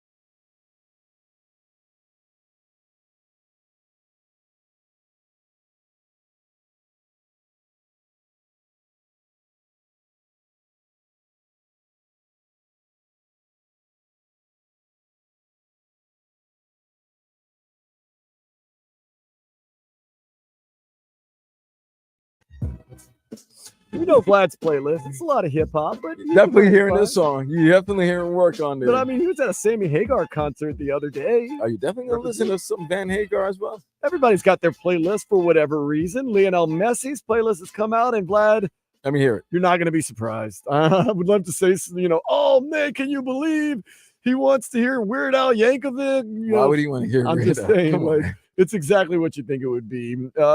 Some of them BM. Bad Bunny? No, I'm very upset about that, by the way. But BM, Callejero Fino, La Joaquin, Lola, Indigo, MA. It's a remix, so it's a little party music. La Tía y la M. La T y la M para la selección. You kind of see where this is going, right? I'll give you some more. Los Palmeros, Soy Sabalero, La Statura. Oh, no. He doesn't listen to Pepas? He does not listen to Faruco Pepas, which is South Florida staple. So, Messi, if you're listening and someone's translating for you, you might want to play Pepas. Wow, I'm shocked. Mucho Pepas, música. Also, he's got some Maluma, y Yandel, Trofeo. So, a lot of Latin kind of hype up dance music, which is understandable, but I have a more diverse playlist. And I know, Vlad, although you are a hip hop head, you probably have a little more of a diverse playlist. So, what I'll do is real quick kind of break you down. If I'm getting ready for a big Inter Miami game or whatever game I'm getting ready for, of course, I'm going to have some Bad Bunny on there. I'm going to have that Pepas, some Bad Bunny, maybe some Después de la Playa, maybe some Pero Negro with Fade. And then, of course, I'll have the Pepas on there. I might even throw in some Celia Cruz and some Henry Fiol, some old school Cuban salsa. Get me a little fired up. And then, rap music, maybe some Jay-Z, 99 Problems. I'm trying to think of some other hip-hop songs that I want to throw in there. I thought of some during the break. I'm trying to think of some other hip-hop songs that might hype me up. I had another one nonetheless. Then I might want some indie music, like some Arcade Fire to kind of get me going, some Silver Sun Pickups, Draining, and Panic Switch. And then, throw on some Rage Against the Machine like Vietnam and Guerrilla Radio and Bulls on Parade. And just, kind of set the mood, get fired up. I like that. A little diversity right there. Vlad, what are you going to be listening to before the big game, whatever the big game might be, whether it's sporting event or not sporting event? Well, what kind of mindset am I? And what's the dynamic? I'm just saying in general, like, now you got to have your go-tos. I do, but what's the dynamic? No, I have, but it depends on the game, what the game is about, and the mindset I have to be in that game. So you have to get fired up. You have to get ready to go. Give me what am I down a game? Are we in a series? Are we in a series, or is this just one game? This is it. Last game of the season, winner gets the division. Miami Dolphins versus New York Jets. What are you listening to? I'm listening to murdering music. Okay, give me some names, man, because I don't want to just hear. I'm listening to hip hop. I'm listening to hype. I'm listening to trap. I'm listening definitely to Hove. I'm listening to Big. Listening to Nas. Listen to Woo, but I'm not the party hits. All the B-sides joints, the ones the mixtape maybe songs that you're not going to play for radio. It also depends on it definitely depends on the mood, because I might listen to I might want to listen to Fab but only want to listen to the Soul Tape, his Soul Tape mix series. I may want to hear a Lil Wayne song, but it might not be it might not be a Millie. I'll throw John on there. You know what I'm saying? Like, I might want to hear a John. I might want to hear Ross, but it's not all the party hit, like I don't want to hear, might not be Hustling, but it might be, Laugh Now, Cry Later, or Last Night I Cried Tears of Joy, something to that effect, just to get me to that moment, that moment. Definitely, I'll listen to West Coast. I always got love for the West, got love for cats in the South. I might listen to a little, little Player Circle, Duffel Bag Boy, a little something like to that effect. Might listen to some tunes. You know what I mean? I might listen to some tunes as well. About that, man. You know what I mean? Like, I might listen to Vibes right now. I might want to listen to Buju. You know, I might listen to Dexter Daps. I might listen to a certain rhythm, like, Right. you know, I mean, you got to throw in the Bob Marley. You got to throw in the I Dennis might want to hear Brown. bookshelf rhythm. I might want to hear the joyride rhythm is my favorite rhythm of all time. So I might, if I really want to be in a happy moment going into a game, I might put on the joyride rhythm. What about some Protege, some Ibaka Pyramid? Nah, that's not Kabaka happening. Pyramid? That's not happening. That's not happening. Not for me. You don't like that? I'm just saying it's not happening for me. Oh. You know. But I definitely want to hear that. I might want to listen to Ghetto, you know, Supercat. Supercat got some, gangster tunes, so I might listen to him. No Anthony B? No. King in my castle. No, so yeah, I might want to. It all depends, but definitely if I'm going to a game and it's like you said, if with that much at stakes, I want to be ready. I'm gonna have a ready for war type of atmosphere. I mean, music. Are you gonna throw in some Wisin and Yandel or Wisin y Yandel? No reggaeton. No reggaeton. You're not even one Bad Bunny song. Effing hell. No. Neverita, maybe to calm things down. No. No. I like a little mix because I can kind of go ride the highs and lows. Because I'm a surfer, man. You know, like I'll ride the waves. I need that mindset. Like, especially if it's like a game where you're the road team and you're going to somebody's place. So if it's like a AFC Championship game and the Jets are playing the Dolphins at Hard Rock Stadium. Nah, you're going into enemy lines. You gotta be ready to battle. So yeah, I'm listening to all of that. Get me in that mindset. It looks like Messi's got a lot of dance music. Too much dance music. When I see remix, it looks like that usually means it's a dance. Maybe he wants to. That's the mindset he needs to be. It works for him to produce the magic he does. It works for him. Hey, if it works, I'm not stopping you, man. El Polaco.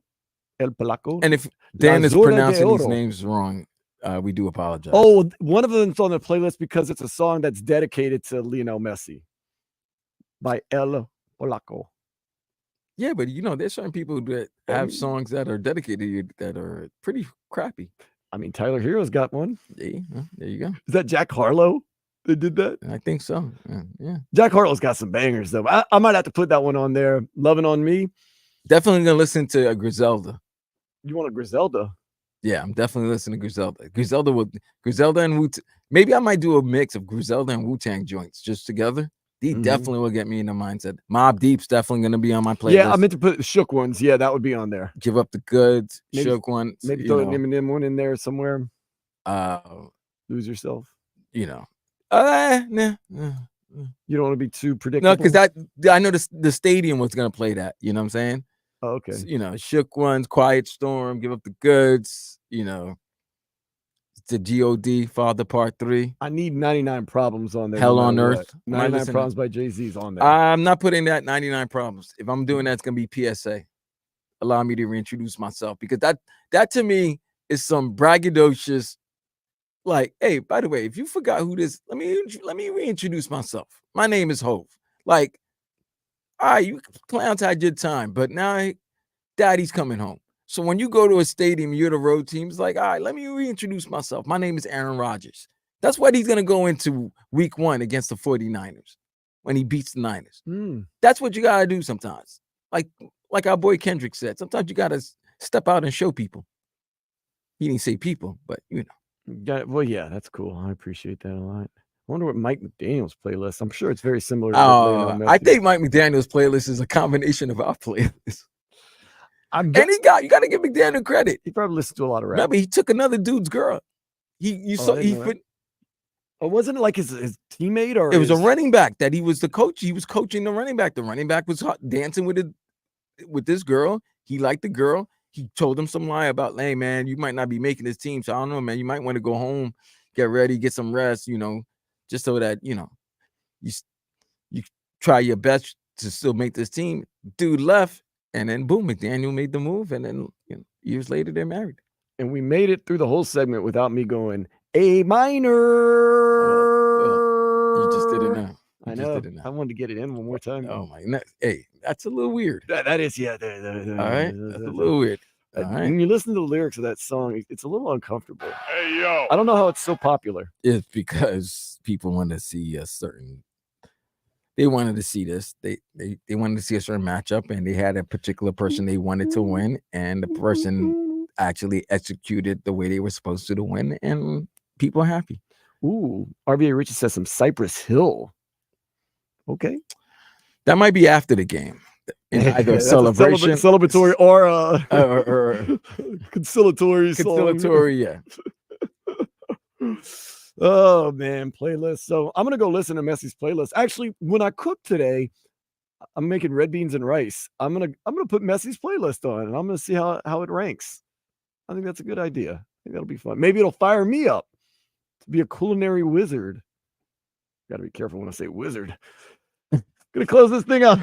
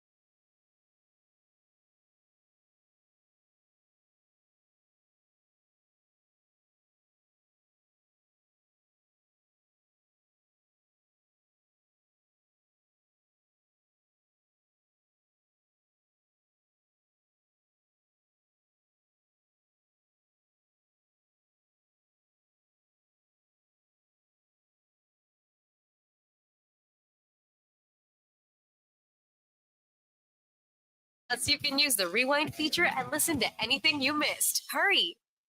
Yesterday's price is not today's price.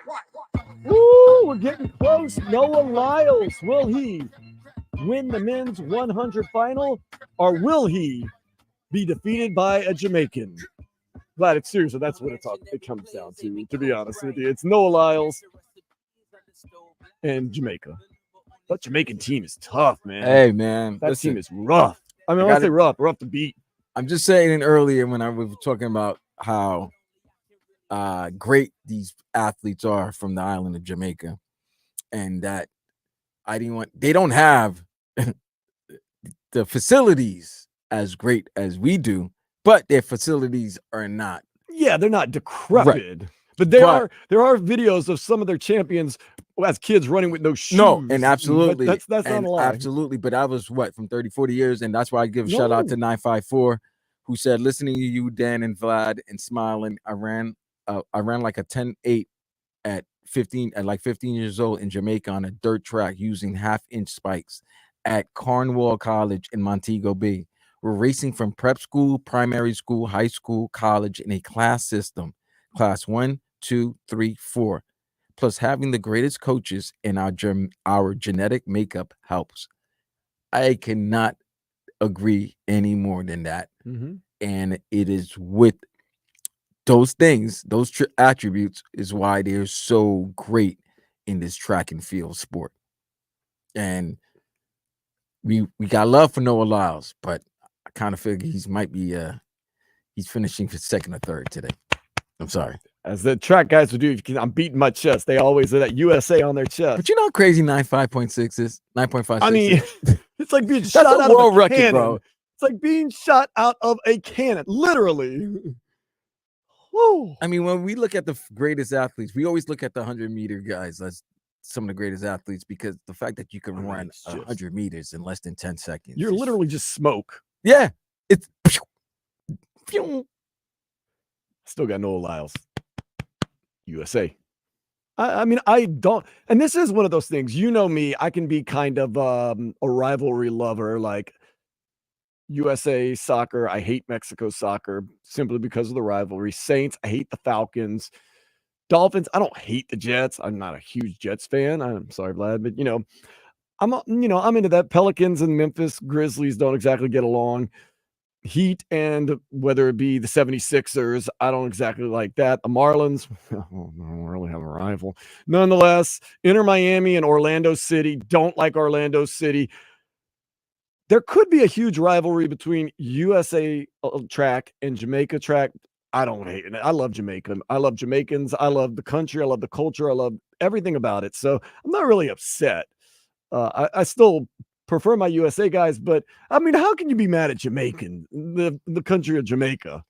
I could be mad at Jamaica. Oh, you can? Yeah. Oh. When I go to my favorite restaurant, they don't have enough beef patties. There ain't nothing worse than going to your favorite restaurant and it's sold out. Vlad's starting a culture war over a sold out food item. God, come on, man.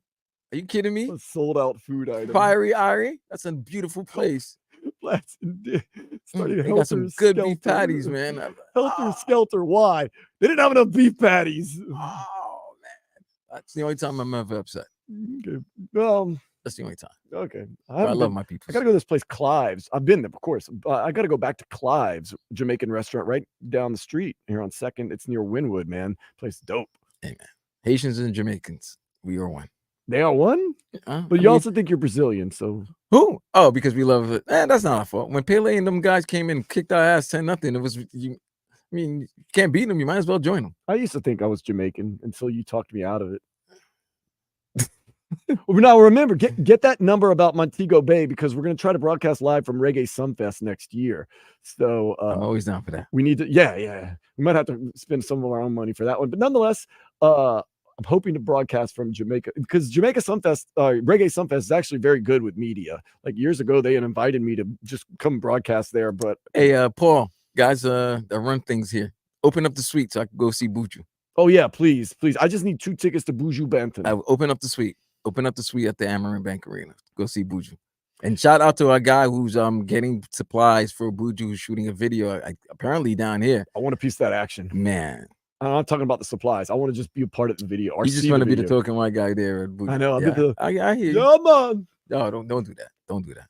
Apologize right now. Nah, there's no apologies in this game. No fake accent. Come on now. Oh, okay. I'm sorry about that. Okay, so now these guys are walking. These guys. That's not the best. This looks like a WWE entrance right now. These guys are just walking out. What are they doing? I don't know. These guys. No, the 100 meters. I like the behind the scenes stuff though. This is like a WWE type of thing where they're walking in. They all look nervous too. By the way, all look as cocky and as confident as 100-meter dash guys are. They all look a little stiff walking from the locker room.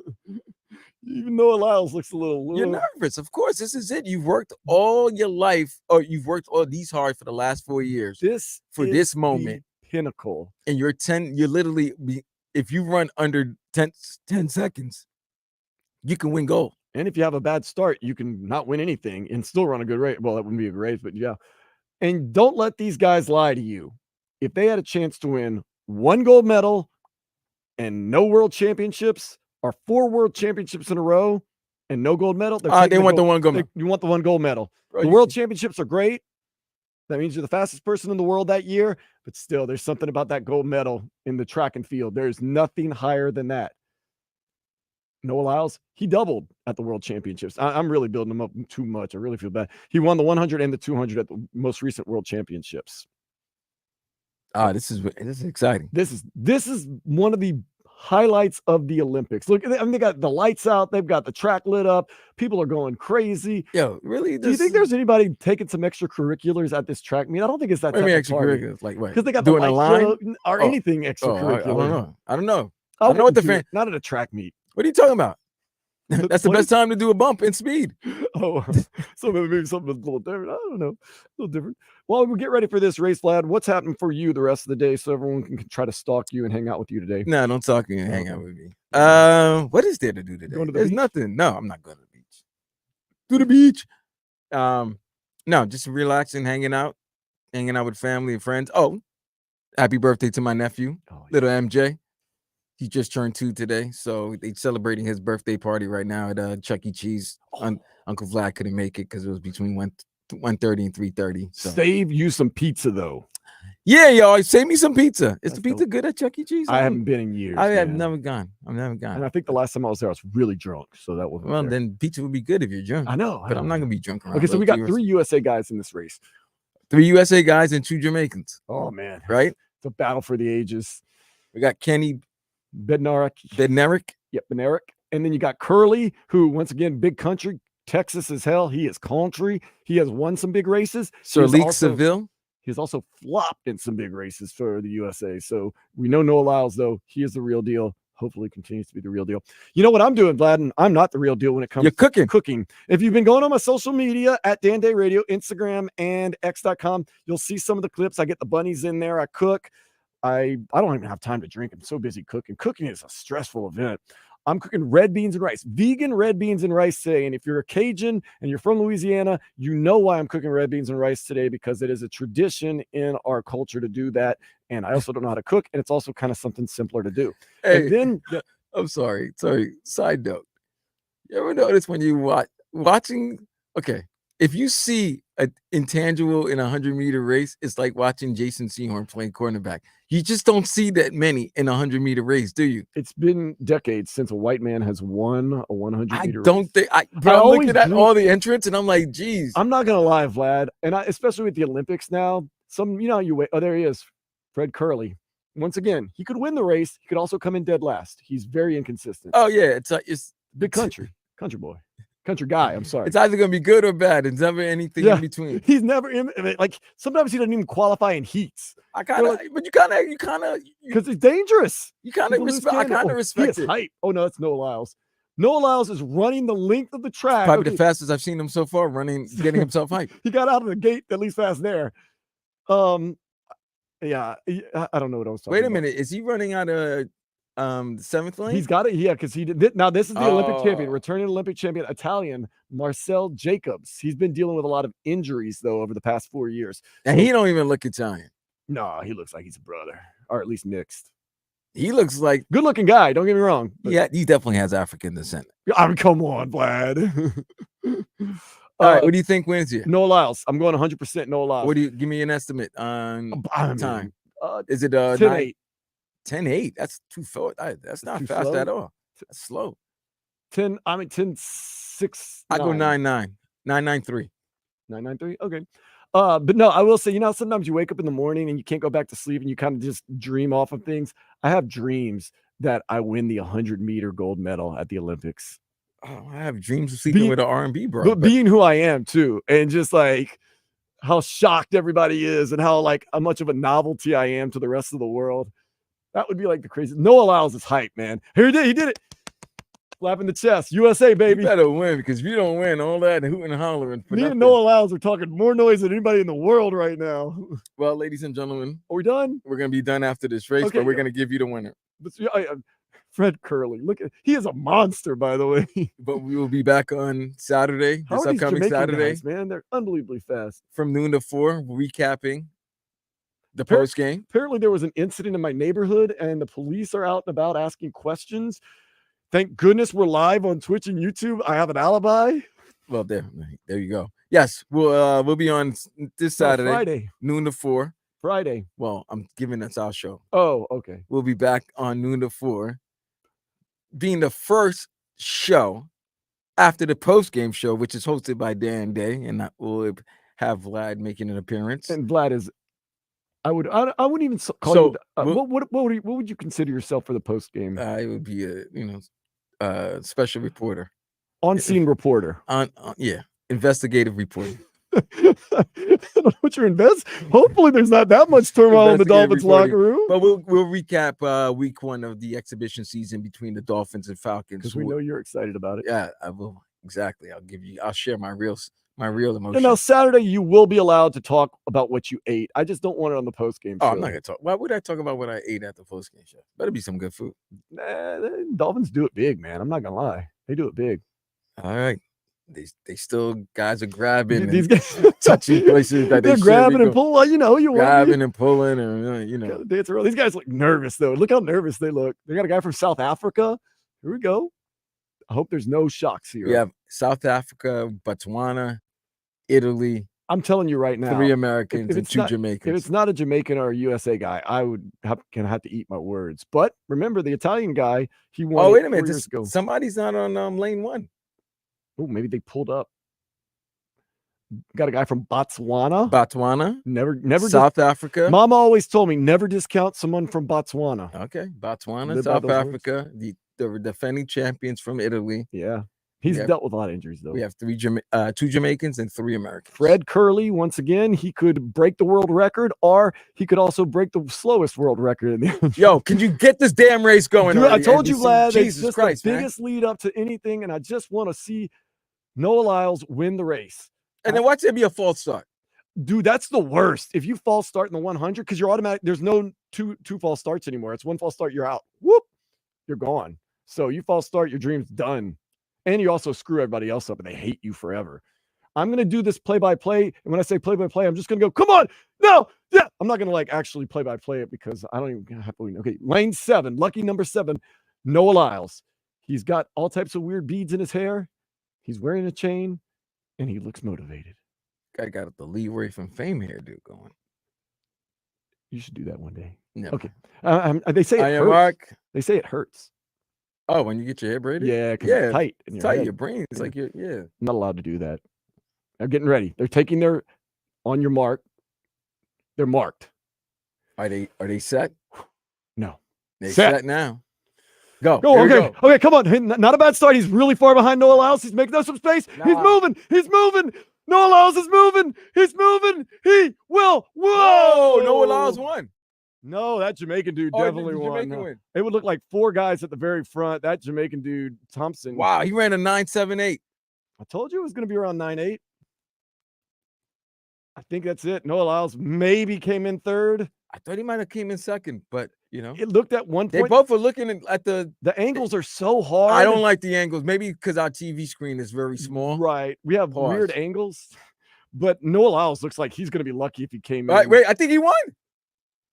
I told you Noah Lyles won. I told you. We did it. I don't know why I'm saying we, but we did it. I told you Noah Lyles won.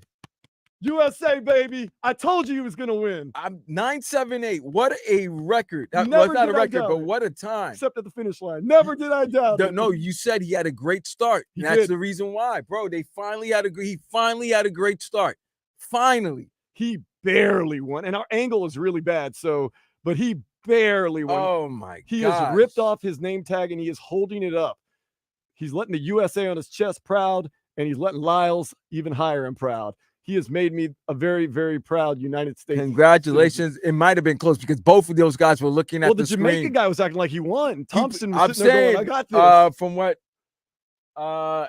From what they're saying, from what the callers and the YouTube viewers are saying, he won by a tooth. Thanks, RVA Richie. But it was a close race. I mean, it looked like there was 4 guys that all could have won it at that point. I was only looking at Noah Lyles, so I can't tell Let's you how. look at it towards the end. Oh yeah, I think he outleaned him. Oh yeah, but oh my gosh, No. by a step. Did he even the Jamaican? I see why the Jamaican guy thinks he won.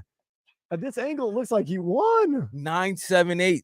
Look at Noah Lyles flying though. Even in slow mo, he's going fast. Oh look, right there towards the end, he's getting those big steps in, and he is just. Whoa! I don't know, Brian. I still don't know. I'm going Noah Lyles, but I don't know. Wow, no, you're right. You're right, RVA Richie. It's literally he won by a tooth.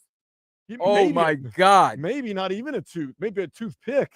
I mean, I'm not talking about the skinny side. No. He won by the proverbial punt here. Wow. I want to see how everybody else finished. You know, the Jamaican guy Thompson came in second, but who was third? It's just too hard I couldn't even tell. That was invigorating and that was exciting. Brawling. Bro. That was exciting. Noah Lyles has done it. He still keeps the double alive. There's somebody in a Columbia jersey right behind Noah Lyles' mom. Did they sneak in or not? Were they there legally? Did they come through the vents? Are they coming through the vents? They went through the vents of Miami to get to Paris. Oh, this is unbelievable. Now that's a story. Now that's I want a 30 on 30 for that. Forget that. Forget the railroad. Well, that was a little more inspirational, but go ahead. I don't know. This is inspirational. If you could go through the vents in Miami to get to Paris, that's something that's never been done before. That's very strong. Okay. We could stay here all day and just celebrate being from the United States and Noah Lyles winning a championship. I don't even think that's a championship because Noah Lyles has talked about championships in the past. Well, Dan, that's it, man. That was a gold medal performance by us. That was a great job. Vlad, Friday night, buddy. And then Saturday and Sunday, we back at this on Sports Day 560 WQAM. Later, fools. Text WQAM on the Kendall Toyota text.